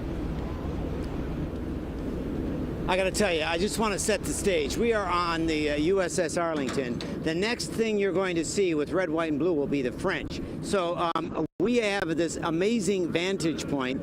The FDNY John J. Harvey is there. That's one of the water boats. And then overhead, this is not the French yet, is it? No. So we're waiting for the French. They're going to be the next with the big red, white, and blue. Not too long ago, we had the Saudis also with the red, white, and blue. From our vantage point here, we can take you all the way up to the GW Bridge. But look at, you're starting to see. So that's the track all the way up to the GW. And then you like how we made that officer dip, and then you come down here. So we can see the first of the tall ships coming in. Now, my conversations with the United States Coast Guard, there is a perimeter that has to be acknowledged. That's why you're going to see the great spacing. But when you look at it from up here, you just see mast after mast after mast. Oh, c'est si bon, right? It's the French, right? Is this the French? Hey, it's our oldest ally, the French. Oh, je t'aime, look at this. This is amazing. Watch the precision. I hope you have Ed's camera. We're seeing it. It's like just a sliver, but then from above and below, it's the flag of the country we honor today. The French have done it again. Look at that, and look at what it's next to. The amazing flag on the USS Arlington. Wow. I am an old man, and that was the most exciting thing I've seen. Well, and yeah, look at this. Oh, and look at. Oh, wow. And we've got the silent drill platoon is behind me. That's the John J. Harvey. Oh, there it is. There's our friends. You see that? Ed, that's the Eagle right there. This is this Eagle. By the way, fascinating history. War reparations. Got it from Germany because they owed it to us, and now it's this amazing training festival. I know Raggy is going to go on and on and on and on about the Dutch, because the Dutch are here too. So real quickly before I let you go, and feel free, because Ed's going to keep sending in these pictures, because we have this great vantage point. On the flip side, over here, Ed, we have these Marines, and we have they're getting ready to do drill, and they will do this. They're going to do a performance for us in just a bit. They're getting ready. Whoa, and we actually need the space up here as well. So we'll have more. Real quickly, I want to show heat index values are going to be at 105 today, and the thunderstorms are going to come in this afternoon. National Weather Service has us at slight risk, but you know how that paid out yesterday. So please be advised that we have the possibility of isolated strong to severe storms. 60-mile-an-hour winds will likely be repeated. Please be safe as you plan your back door and outside fun. And fireworks, they're going to be watching it like a hawk. We will be too. So we've got producers standing by. I'm just going to, to heck with me. Go ahead, Ed. Show them the picture, and you all stay with us as long as possible. Again, spending time with the John J. Harvey, the amazing history of some of these fireboats, and you can see there's the Dutch, and there's the there's the American Eagle, and it's just going to be ship after ship after ship. This is the largest congregation of these beautiful floating vessels anywhere on the planet, and definitely in our American history. So I love it. We'll keep having the pictures come in, and I do not want to make any of the Marines angry. We're going to have a performance on up in a bit, but right now we're going to send things back to you guys over on the Intrepid. Let's hear it for the French, by the way. There you go. Everybody thanking the French. They've got some of their fighter jets are here as well. We saw them the last couple of days. I think right behind us, if you take this two-shot, you see some of the tugs, but you also see the Robert Gray, which is right behind us. We just missed the wedge formation. We were looking at the 343, too. It was really a stunning vessel from the fire department as well. So we continue to salute, say hello, and we say hello right back. This is where it's going to get loud. That's a 125-foot oceanographic research and expedition vessel, the Robert Gray, which is right behind us. Hello, Robert so we Gray. can say hello to everybody, and the tugboats are coming, and then you'll see the Eagle off in the distance. I know we were just showing live pictures of the Eagle a second ago, but it's just such a majestic ship based in New London, Connecticut. But it's just wonderful to have the Eagle here. Also looking at the firefighter too, with the Fire Department of New York. It's a sister ship of the 343, and they're coming along together. Just so lovely to see all of them. And we have so many tall ships actually just right here, right on the way, that are going to head up to the George Washington Bridge for this beautiful flotilla. And there's really no bad seat in the house. I mean, we're fortunate that we're here, in this museum at the USS Intrepid, which is just an incredible place to be viewing this. But everybody along the west side, wherever their location may be, they've just got such a great vantage point of what are some of the most beautiful ships that you'll ever see. It's very rare, obviously, to have a celebration like this. That's why we've waited 250 years to have this type of flotilla with so many nations here celebrating with us. But it's just been incredible so far. We've been on the air since 9 o'clock, a little over 2 hours, and we're still kind of having our breath taken away by everything, the demonstrations of military might and power, both old and new. I think I see my friends at the Oosterschelde. I had so much fun going on that boat from the Netherlands the other day, and they gave me such a great tour of that historic vessel. And it actually was one of the first to lead us in this. So hello to them for this sail forth. It's been so spectacular to see all of it. You know who has a great vantage point? Alice Gaynor. Yes. She's at the very beginning of the parade route, and she has been with so many people who came out very early to watch right there by the Verrazano. Hi, Alice. Hi. It's so interesting. Everyone was staring at the water, and people turned around and they've been staring that way at the sky because we've been having these flyovers every few minutes, and they're just so spectacular. You hear people cheering, clapping. You hear people shouting, "Oh my God!" It's pretty loud, and it's just such a amazing show of force. I'm actually curious, wondering how many people might actually enlist or apply to a service academy after today and what we've seen. Let's give you a look at the water. The tall ships, they are still sailing under the Verrazano, making their way toward you. And I want to tell you about something pretty cool. So on July 9th, the Class A tall ships, they're going to depart for Boston, and there's a race from New York to Boston. It's called the Five Sisters Cup. It's between 4 of the 5 identical sisters that are still in service. That's the Eagle, which is the U.S.'s American tall ship. There is the tall ship from Portugal, Romania, and Germany. And Germany has held this cup. It's a Tiffany & Company made trophy since 1976. We got a picture of the trophy. It was pretty cool in a preview piece we did for Sail Forth. So again, they're going to be racing here July 9th from New York to Boston. Hopefully the U.S. brings it on home. We were actually speaking with members of the Marine Corps band. They were playing some jazz music earlier, out here in this heat in their uniform, doing a great job. Here's what they had to say. We're here in support of the Sail 250 event, the ships crossing by here. This is a great time, lovely weather, playing some jazz music for the people so they can just enjoy with some music in the background. Some stuff by Duke Ellington, Count Basie, just some classic jazz artists. With all the services, land, sea, and air, Marines just seem to fit right in, and it's been amazing seeing just not just the show of force, but all the people out here to enjoy it. Yeah, it's so true. The vibes out here are patriotic. Everyone is getting along and loving each other. And again, someone came over and handed me this whole bag full of, a patriotic hat, came with an American flag. And so it's just been a really lovely morning despite the heat. Usually people get kind of irritable in the heat. Not so here on Staten Island. Everyone is having a wonderful time. And again, we're getting these flyovers every few moments. And I've been working with my photographer, Matt Le Guin, for years. We actually flew in a vintage World War II aircraft together. And yet, I did not know the depth of knowledge he possessed for all of this aircraft. So every time somebody flies by, he tells me which country, who it is, what kind of plane. So I told him we should switch. I'll go behind the camera. He'll take the microphone because he has a wealth of knowledge, and I so appreciate it out here. And again, we're waiting. People are again turning their eyes to the skies now, but the tall ships are still making their way through. Marine Corps Band, got to tell you about them. They're going to be in Times Square 9 p.m. tonight, going to be playing some rock music as well. Again, they were playing jazz out here. We did record some of the music, so we'll have it for you later. Chris and Mary will send it back to you. Alice, thank you so much. Again, we're going to stay with these pictures. We were looking at the United States, the USS Eagle a second ago, which I know you've seen, Alice, down there when it started in Staten Island when this whole parade began. But it's so great to have it over our shoulders now here on the west side. Alice Gaynor, once again, thank you. We'll check back in with you in Staten Island shortly. So nice to hear from so many people who are turning out. It's like millions of people, spectators, trying to get a look, get as close as they can to this. But it's 15 miles of shoreline that these boats will be headed to.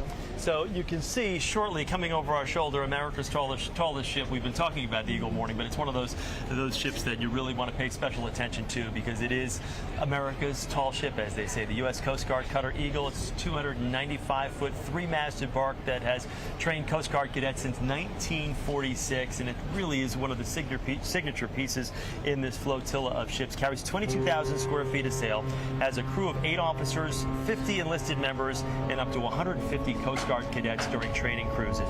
Built in Germany back in 1936, acquired by the U.S. in 46, and then renamed the Eagle. But it's just such a beautiful, beautiful vessel, and we can call it ours. We certainly can, and helping us launch this beautiful flotilla, the largest in American history, not just in the water, but in the skies, too. And we've been watching and hearing, and it's been lovely to see so many people saluting those coming by as we're taking a look on a gorgeous day along the Hudson River, if you're on a boat. Elsewhere, it's pretty hot. So here we are dealing with the 90s today. Hundreds feeling like that in some places too, but love to see so many people on board, and they are getting quite the view. And it is great to see people waving, taking in the sights and sounds. Hello, it's such a celebration. Again, it is hot, as we continue to mention, but I'm assuming if you are on board, you're getting a little breeze off the water. So it is a good spot to be as we kind of turn and wave to everybody who's on board the Eagle right now. Talk about a great vantage point. What an invitation, huh, to be able to receive that invite? Oh, of course. We have quite the parade coming through right behind us, too. So we're going to stay with it so you can take a look at what is coming next. But just look at the magnificence of this vessel. It is just absolutely beautiful. The USS Eagle. Just love to see that with the Coast Guard. And we're fortunate in that we've got this seed and we're here for this massive 250th celebration on the Hudson. There are so many events going on all across the tri-state area. Everybody's having, whether it's just you at the house and having a small barbecue or some people over, to something like this, which has taken on a life of its own. Years planning. The beaches are, of course, packed. Let's head out to the beach right now. One of the places to stay cool on this extremely, extremely hot day. Jennifer McLogan is live on Long Island. She's at Jones Beach this morning. Jennifer, great to see you. Chris and Mary, we're having fun here too, Jones Beach, where the state says crowds of 100,000 came to cool off here yesterday. We're expecting another blockbuster day today. Water temperature about 72 delightful degrees. All has been going swimmingly, with one caveat. Friday afternoon about noon, a swimmer was bitten on the right foot by a shark at Field 6.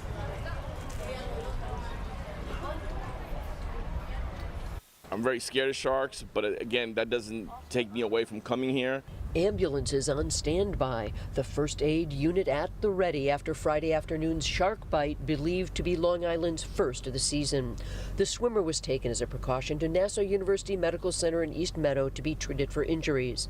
The gash on the man's foot appeared to have bite marks from shark teeth. Park emergency medical technicians reported minor wounds.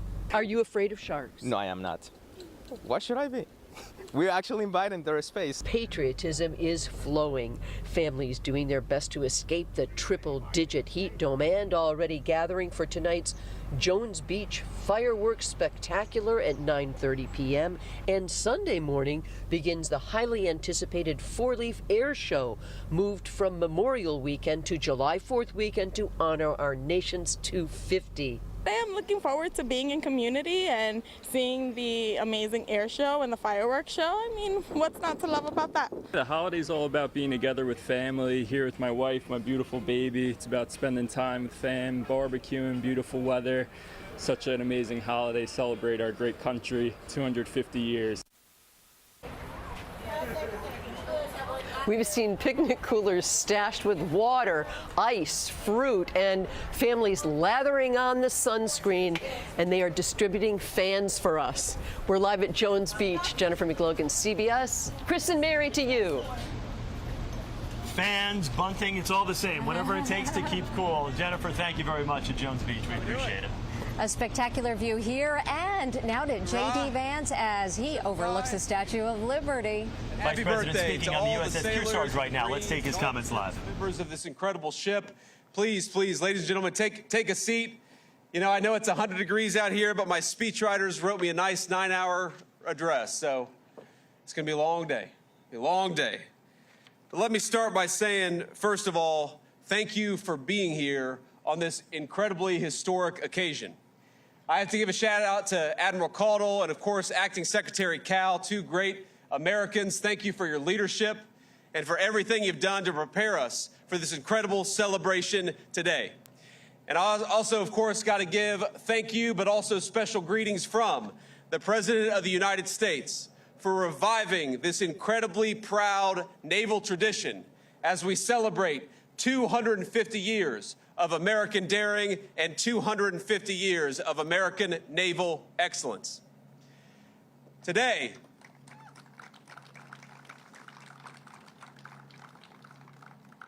we celebrate 250 years of America facing the future without fear. We celebrate 250 years of proving what a free people can achieve by the providence of our almighty Creator. I want to welcome the incredible sailors who are with us today, all the Marines, the Coasties, and countless others from all of our forces who serve our nation and do so proudly. And I especially want to thank and welcome our wounded warriors and Gold Star families, many of New York's finest police officers and bravest firefighters, and of course we have a number of local leaders from across this tri-state area. I'm honored to welcome the dozens of Navy chiefs and other guests from other countries around the world who represent the vessels joining us in today's review. And to the Americans who are watching back home, we have over 50 countries from all over the world who chose to send fighters or naval vessels here to honor our country. And we say from the bottom of our hearts, we are grateful for our friends, grateful for our allies on this special anniversary. It is a very American thing to ring in 250 years of American history by parading our naval and Air Force might for the world to see. But I can't help but consider that 250 years ago, the waters of New York Harbor looked very, very different. While the Continental Congress met in Philadelphia to ratify the Declaration of Independence, General Washington was right here in Manhattan, peering out on this beautiful land and beautiful sea. His attention was fixed on the horizon, watching for sails of the most powerful navy on earth. 1 week before, the British had begun landing troops on Staten Island, and they had landed 32,000 in just over 6 weeks. One colonist still in the city recounted it seemed as if all of London was afloat and heading to the new nation. War was coming, and everyone knew it. By July of 1776, 80% of New York's population had emptied out in anticipation of the coming violence. And that brings us back to our great General Washington. He knew the battles to come would be bruising and would demand much of his men. but they needed to know, through hot summers and cold winters, exactly what they were being asked to fight for. And so, just a few days after the Declaration of Independence was signed, George Washington read aloud the words of the incredible Declaration.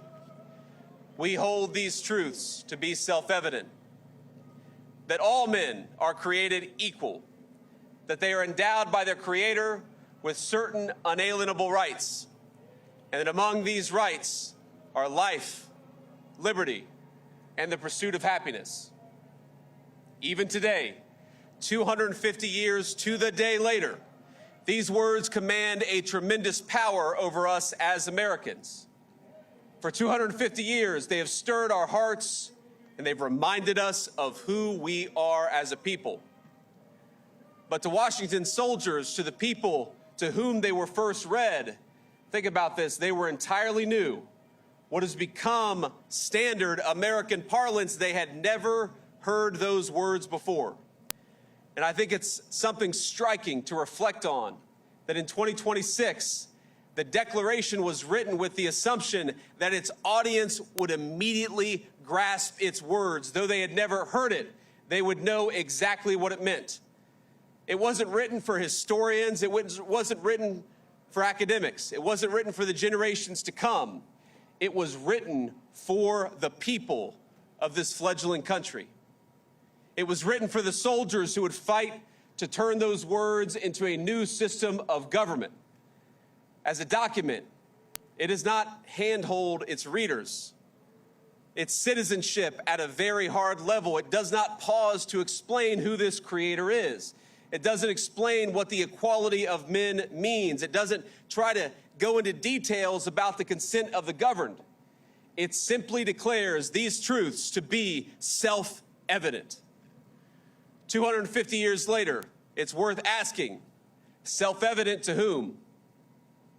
The Declaration proclaims truths the founders believed to all mankind, yes, but it says those truths in language intended to be familiar specifically to the American nation that it was authored to, authored by, and authored for. It was, as Jefferson put it later in his own life, an expression of the American mind. A document whose purpose wasn't, quote, to find out new principles or new arguments, but to place before mankind the common sense of the subject, the common sense of the American people. That people had been generations in the making. 1776 was not an accident. The patriots of that era understood themselves to be heirs to an older civilization who would carry it forward. Now, they shared with Great Britain the same language, the same God, the same system of common law. They even read many of the same books and observed many of the same customs. They shared the same understanding of justice and public life. George Washington's boyhood offers a small but revealing example. When he was 13 years old, he copied down more than 100 entries from a tiny little book called The Rules of Civility and Decent Behavior. It was not an American work, but it was first published in London more than a century before George Washington was born. Yet the America that formed Washington demanded qualities that no book, no manual could teach. Before General Washington commanded an army, he spent his 20s surveying America's wild interior, saving up money, learning self-reliance on a continent that rewarded initiative more than pedigree. It didn't care if you were a nobleman, it cared what you could do. Now, our society at the time reinforced the habits Washington learned in the wilderness. Frontier life rewarded resourcefulness, while America's colonial assemblies taught citizens to govern their own affairs. It taught citizens to be self-governing human beings. Churches at the time, especially those who were touched by the Great Awakening, reminded congregants that no earthly hierarchy outweighed the equal dignity of every human soul before its Creator. All of that came together. And so it was no surprise that when Washington's soldiers first heard the Declaration 250 years ago, They understood precisely what it meant. They understood the meaning that was conveyed. It was seismic, but it was their birthright as citizens of this new republic. The words might have been new, but they expressed a feeling, something that already lived in the heart of every single American patriot, and I believe those words still live in the heart of every single American patriot today. And for 7 long years, they fought for that birthright. It wasn't easy. On some days, it was hotter even than it was today, as hard as that is to believe. Many suffered and died for that dream and died for those principles. But by the grace of Almighty God, they secured for us a free, a proud, and an independent republic that endures, and doesn't just endure, but thrives to this very day. As Washington traded in the uniform for the presidency, he remained preoccupied with the physical land that had shaped him. He imagined wagons crossing mountains, paths out of the Alleghenies and the Appalachians, and canals connecting the Potomac and the Ohio River to its western valleys. Our first president would not live long enough to see that vision of a continent connected. He would not live to see it to completion. But the rivers he surveyed in his youth carried on westward without him. They carried settlers and new riches and cities waiting to be built.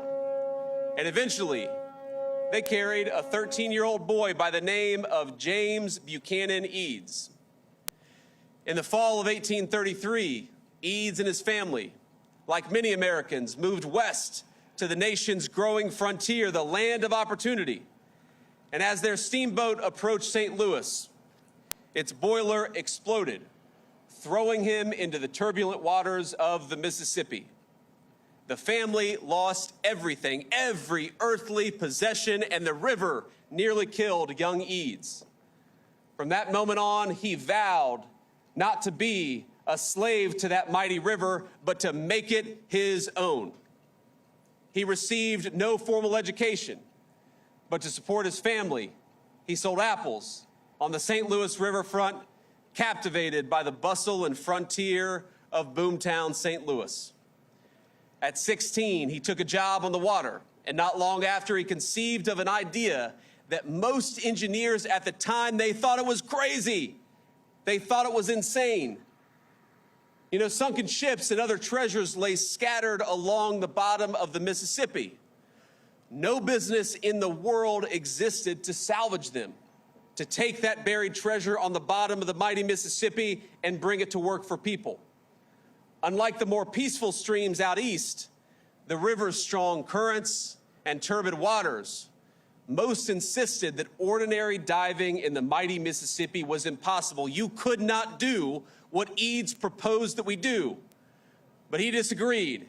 And so he did what every American does when they're told they can't do something. He went out and did it anyway, and he did it himself. He bought a 40-gallon whiskey barrel, fixed it to a diving bell, and climbed in, and down he went all by himself. The riverbed was pitch black, the current pulling his feet every which way. Sand swirled around him like a dense snowstorm, he later recalled. But he located his target, a large hunk of lead, tied on the cable, and came back to the surface. Eads went on to become one of the nation's greatest civil engineers. He built the very first bridge spanning the Mississippi River south of its confluence with the Missouri. An impressive feat for a man who'd never built a bridge before. The people who told him, you can't build the most difficult bridge because you've never built a bridge before, he said, yes, I can, because I'm an American and I'm going to do it myself. It was the first on the planet, that bridge, to be made of steel. And residents of St. Louis still use that bridge to this very day, nearly 200 years later. That is American ingenuity and American greatness. At the river's mouth in Louisiana, Eads raised jetties that helped calm its violent flooding to prevent the buildup of silt. And by doing so, he transformed New Orleans from the 9th largest port in the United States to the 2nd most powerful port in the world, rivaling only the city that stands behind us. But Eads had already faced a still greater test, because as the Civil War broke out, the government summoned him to Washington for his help building the ironclads which the United States Navy would seize the Mississippi with. It was no matter that Eads had never built a gunboat in his life. He had never built a gunboat ever. Instead, he completed 700 of them in 100 days. It's unbelievable. The river ships that Eads built were so strong that the Navy deployed them into the ocean to secure the Gulf. They served their purpose. They defended the Mississippi, and in doing so, they helped preserve our Union. And so it kept growing. And of course, the American frontier made way to farms and factories stretching further and further west. River towns became great cities. Railroads reached the Pacific. Steel mills rose where once wilderness had stood. The American mind widened, and the Republican whose independence Washington won, that James Eads had helped sew together, grew into the most powerful industrial powerhouse in the history of humanity. For other nations, growing industry brought dispossession before it did prosperity. In the old world, the one our ancestors had left behind, the Industrial Revolution threw society into chaos. And into that chaos rushed vacuums and ideologies that answered the dignity of man with labor camps and killing fields.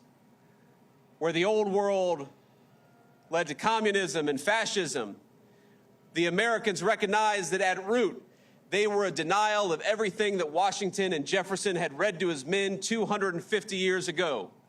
The free world needed to win, but in order for the free world to beat communism and fascism, it had to outproduce them. And as in every conflict before, America looked to her sailors for help, and to the builders who made sure those sailors had the very best ships to sail on. Among them was a man that we know as Henry Kaiser. Like Eads, Kaiser had grown up with very little. The son of German immigrants, he dropped out of school at 13 to work the stockroom at a dry goods store in Utica, making $1.50 a week and commuting 4 miles each way on foot. Eventually, he moved to Spokane for better job opportunities, setting his sights on starting his own company. Now, he walked into a bank with no business, no workforce, and no history, just a single proposed contract and what the banker would later describe as sheer audacity. He walked out with a $25,000 loan. And with his workers, he erected the Hoover Dam and hundreds of miles of highway across the West. Everywhere he went, he organized ordinary Americans to build extraordinary things. And everywhere he went, he believed their welfare and the welfare of the enterprise that he was building. And you've been listening to the Vice President, J.D. Vance, speaking on board the USS Kearsarge here this morning with this celebration. You see split screen on the other part of your screen there. That's the ARC Gloria from Columbia. We talked about all the different nations here, over 50 of them here celebrating this with us. Talk about celebrations. I mean, we hear the music and we hear the dancing, too, right World behind Cup win us. last night. Even better. They're feeling it. And thousands of people there shoulder to shoulder watching all of this along the 15 miles of waterfront as we celebrate history. Stay with us. Continuing coverage of this event, bringing ships from all around the globe here into New York Harbor.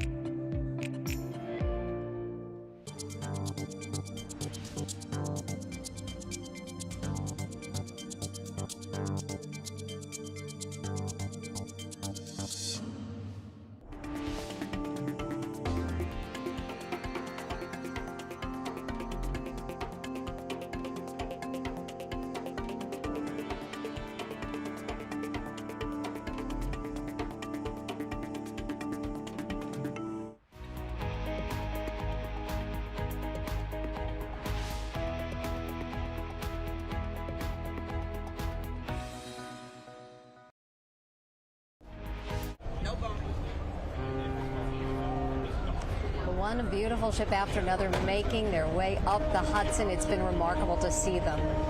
Right behind us, the ship from the Dominican Republic. It is a beauty. We're in such a great vantage point here where we can turn around and really kind of take in the sights of these ships. Jennifer Bizram, she's also in a great spot. She's at Coney Island with the big build-up for that. You know that annual event that takes place. It includes hot dogs and the beach and the boardwalk. Hey, Jen, how are you? Hey there, guys. Yeah, you saw us on the beach and on the boardwalk. We're actually on the Wonder Wheel right now. This is one of my favorite rides here at Coney Island. Take a look. You can see all the people on the beach right now. You can see people at Luna Park. And as you mentioned, the hot dog eating contest is underway. And we can actually, if Connie can just shoot over there, if she can get through a good shot, you can see the crowds of people who are there right now at this hour. This is one of the best views in the house here today, I got to tell you, Chris and Mary. But let's go to those people we talk with who are here today, not just for the beach and the boardwalk, but for the hot dog eating contest. Take a listen. Watch the eating part because it grosses me out. I'll be honest with you, I think for me too. I don't think I can do it. But look at her earrings. Carlos, we have like yes. But I love the way they introduce all the contestants. It has that WWF feel. That's my favorite part. Yeah. And again, we are coming to you live from the Wonder Wheel at Coney Island. What a great view at this hour. Take one more look, guys, at things if you can see right now. Look at all those people on the beach. Again, we have been talking with them all morning. Coming since 5 o'clock this morning to get a good seat. And look, they sure have one now. That is the latest here live from the Wonder Wheel at Coney Island. We'll send it back to you guys. Chris. Great to be on the beach today. That's the place you want to be, in the water if you can. We have a little bit of a breeze our way here. Tiny bit. On New York Harbor. It is quite small, but we're still loving it anyhow as we take a look at the Pioneer that's coming behind us shortly. Stay with us for continuing coverage all morning long.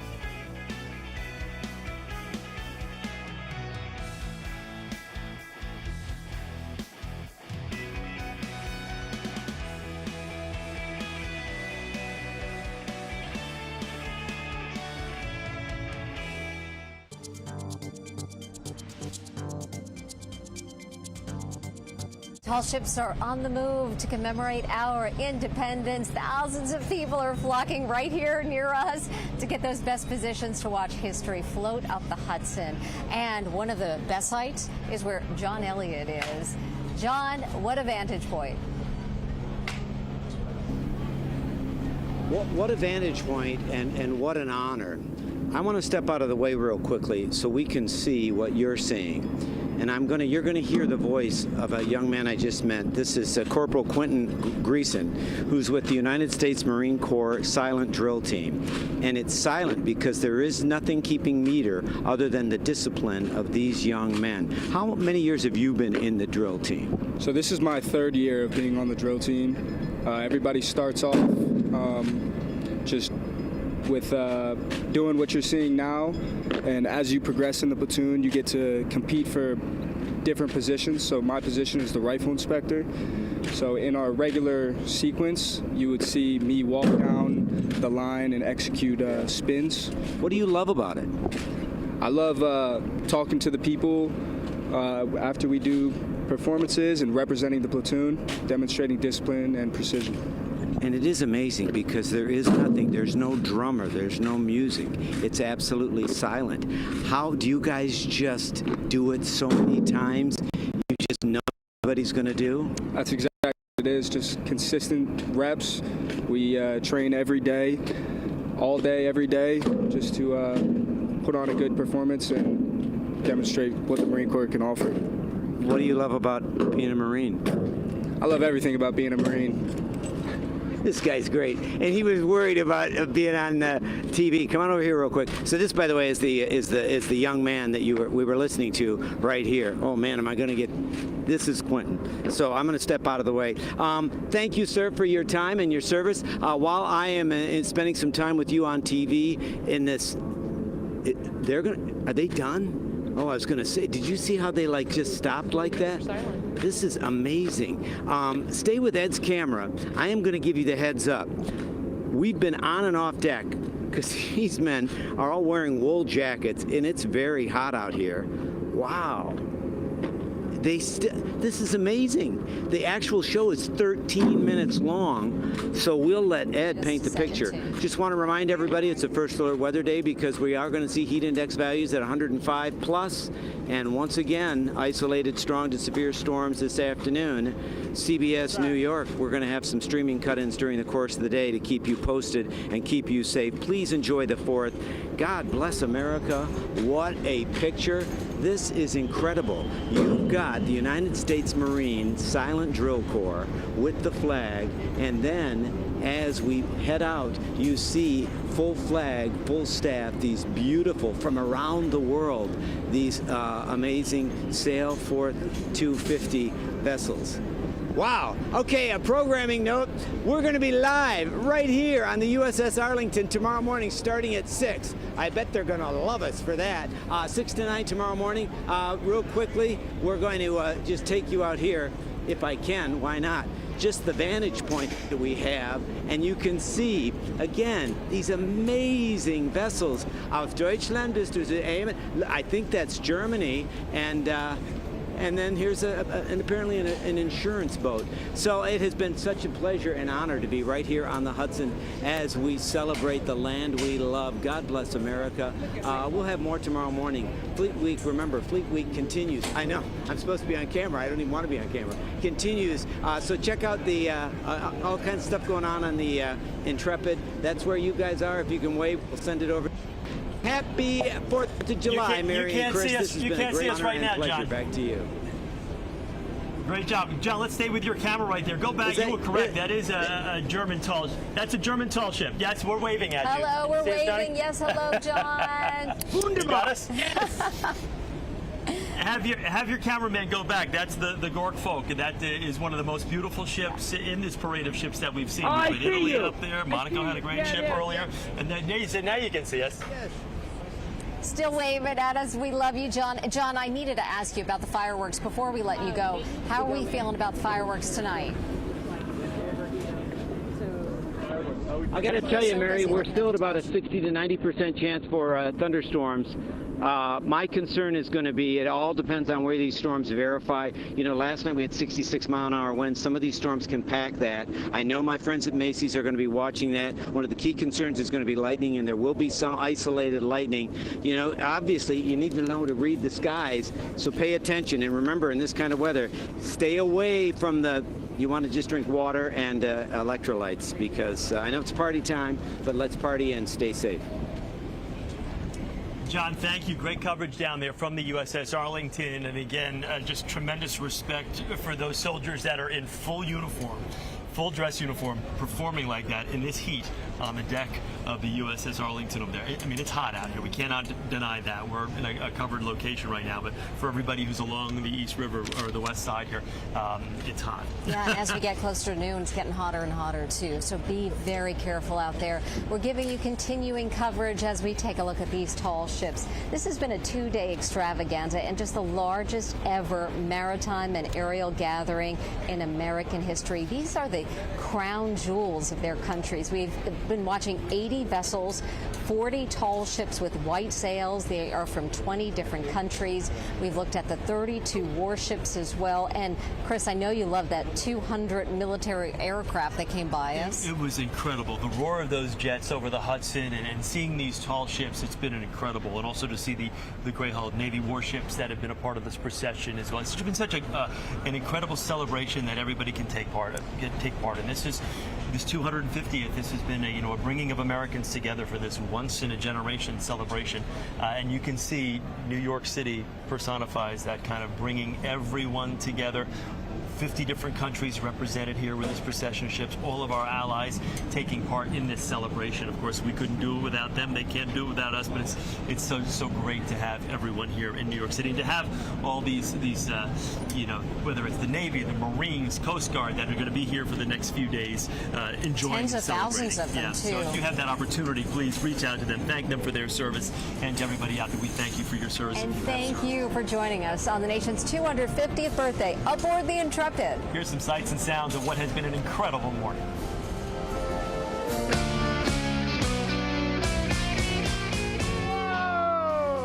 Who came up with the idea of matching outfits? She did. Come on. I've lived in New York my whole life. I've never seen this stuff.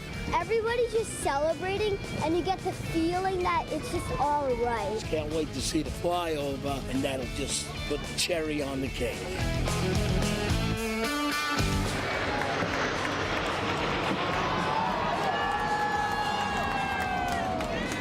What's your birthday? I was born September 11th, 2001. What's it like for you, born on 9/11? It feels like fate. It has been one of the highest honors of my life. I'm so thankful to be here and be part of the story. We're actually on the Wonder Wheel right now. The French have done it again. Look at that, and look at what it's next to. The amazing flag on the USS Arlington. Makes me extremely proud of being a part of this nation. Her first 4th of July, what a special time to have it. And happy birthday to our great nation. Happy 4th of July, USA, baby! All right. USA, baby. Happy 4th.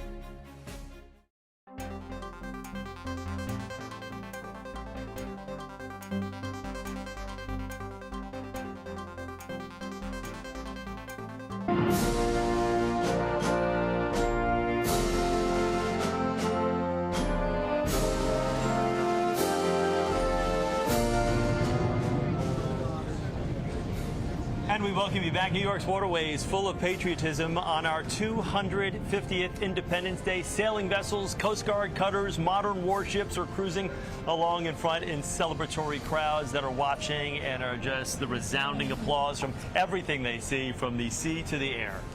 Welcome back and thank you for joining us for our special coverage here this morning on CBS News New York. It took years of planning, hundreds of hours of training and coordination across continents to pull this off. It's been remarkable to watch it unfold right before our very eyes. Our celebration, but so many of our allies celebrating with us, as you've seen with these tall ships, the Intrepid. It's busy this summer. It's busy every weekend on any July weekend, but today it offers us a great chance to have this kind of front row seat to this historic celebration.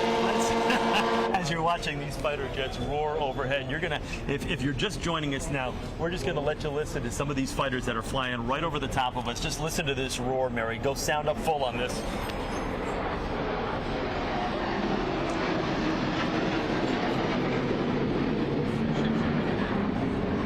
And this is what we've been treated to for the greater part of the last hour. Fighter jet after fighter jet, bombers, stealth bombers, B-52s, some of the classic vintage propeller fighter jets from the World War II era to the F-35s right now. It's just been incredible to see and hear the precision flying right behind us here. Also listening intently is our John Elliott. He is down at Pier 86. Hi, John. I got to tell you, I just want to set the stage. We are on the USS Arlington. The next thing you're going to see with red, white, and blue will be the French. So we have this amazing vantage point. The FDNY John J. Harvey is there. That's one of the water boats. And then overhead, this is not the French yet, is it? No. So we're waiting for the French. They're going to be the next with the big red, white, and blue. Not too long ago, we had the Saudis also with the red, white, and blue. From our vantage point here, we can take you all the way up to the GW Bridge. But look at, you're starting to see. So that's the track all the way up to the GW. And then you like how we made that officer dip? And then you come down here. So we can see the first of the tall ships coming in. Now, my conversations with the United States Coast Guard, there is a perimeter that has to be acknowledged. That's why you're going to see the great spacing. But when you look at it from up here, you just see mast after mast after mast. Oh, c'est bon, right? It's the French, right? Is this the French? Look hey, at the American flag. It's our oldest ally, the French. Oh, je t'aime, look at this. This is amazing. Watch the precision. I hope you have Ed's camera. We're seeing it. It's like just a sliver, but then from above and below, it's the flag of the country we honor today. The French have done it again. Look at that, and look at what it's next to. The amazing flag on the USS Arlington. Wow. I am an old man, and that was the most exciting thing I've seen. What? And yeah, look at this. Oh, and look at. Oh, wow. And we've got the silent drill platoon is behind me. That's the John J. Harvey. Oh, there it is. There's our friends. You see that? Ed, that's the Eagle right there. This is this Eagle. By the way, fascinating history. War reparations.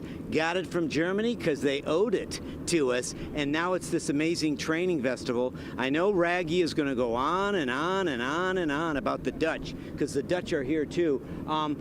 So real quickly before I let you go, and feel free, because Ed's going to keep sending in these pictures, because we have this great vantage point. On the flip side, here, Ed, we have these Marines, and we have they're getting ready to do drill, and they will do this. They're going to do a performance for us in just a bit. They're getting ready. Whoa, and we actually need the space up here as well. So we'll have more. Real quickly, I want to show heat index values are going to be at 105 today, and the thunderstorms are going to come in this afternoon. National Weather Service has us at slight risk, but you know how that paid out yesterday. So please be advised that we have the possibility of isolated strong to severe storms. 60-mile-an-hour winds will likely be repeated. Please be safe as you plan your back door and outside fun. And fireworks, they're going to be watching it like a hawk. We will be too. So we've got producers standing by. I'm just going to,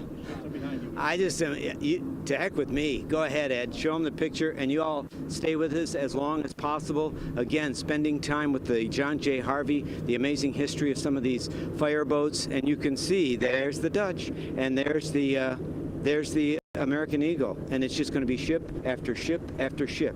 This is the largest congregation of these beautiful floating vessels anywhere on the planet, and definitely in our American history. So I love it. We'll keep having the pictures come in, and I do not want to make any of the Marines angry. We're going to have a performance on up in a bit, but right now we're going to send things back to you guys over on the Intrepid. Let's hear it for the French, by the way. There you go. Everybody thanking the French. They've got some of their fighter jets are here as well. We've saw them the last couple of days. I think right behind us, if you take this two-shot, you see some of the tugs, but you also see the Robert Gray, which is right behind us. We just missed the wedge formation. We were looking at the 343 too. It was really a stunning vessel from the fire department as well. So we continue to salute, say hello, and we say hello right back. This is where it's going to get loud. That's a 125-foot oceanographic research and expedition vessel, the Robert Gray, which is right behind us. Hello, Robert so we Gray. can say hello to everybody, and the tugboats are coming, and then you'll see the Eagle off in the distance. I know we were just showing live pictures of the Eagle a second ago, but it's just such a majestic ship based in New London, Connecticut. But it's just wonderful to have the Eagle here. Also looking at the firefighter too, with the Fire Department of New York. It's a sister ship of the 343, and they're coming along together. Just so lovely to see all of them. And we have so many tall ships actually just right here, on the way, that are going to head up to the George Washington Bridge for this beautiful flotilla. And there's really no bad seat in the house. I mean, we're fortunate that we're here, in this museum at the USS Intrepid, which is just an incredible place to be viewing this. But everybody along the west side, wherever their location may be, they've just got such a great vantage point of what are some of the most beautiful ships that you'll ever see. It's very rare, obviously, to have a celebration like this. That's why we've waited 250 years to have this type of flotilla with so many nations here celebrating with us. But it's just been incredible so far. We've been on the air since 9 o'clock, a little over 2 hours, and we're still kind of having our breath taken away by everything, the demonstrations of military might and power, both old and new. I think I've seen my friends at the Oosterschelde. I had so much fun going on that boat from the Netherlands the other day, and they gave me such a great tour of that historic vessel. And it actually was one of the first to lead us in this. So hello to them for this sail forth. It's been so spectacular to see all of it. You know who has a great vantage point? Alice Gaynor. Yes. She's at the very beginning of the parade route, and she has been with so many people who came out very early to watch right there by the Verrazano. Hi, Alice. Hi. It's so interesting. Everyone was staring at the water, and people turned around and they've been staring that way at the sky because we've been having these flyovers every few minutes, and they're just so spectacular. You hear people cheering, clapping. You hear people shouting, "Oh my God!"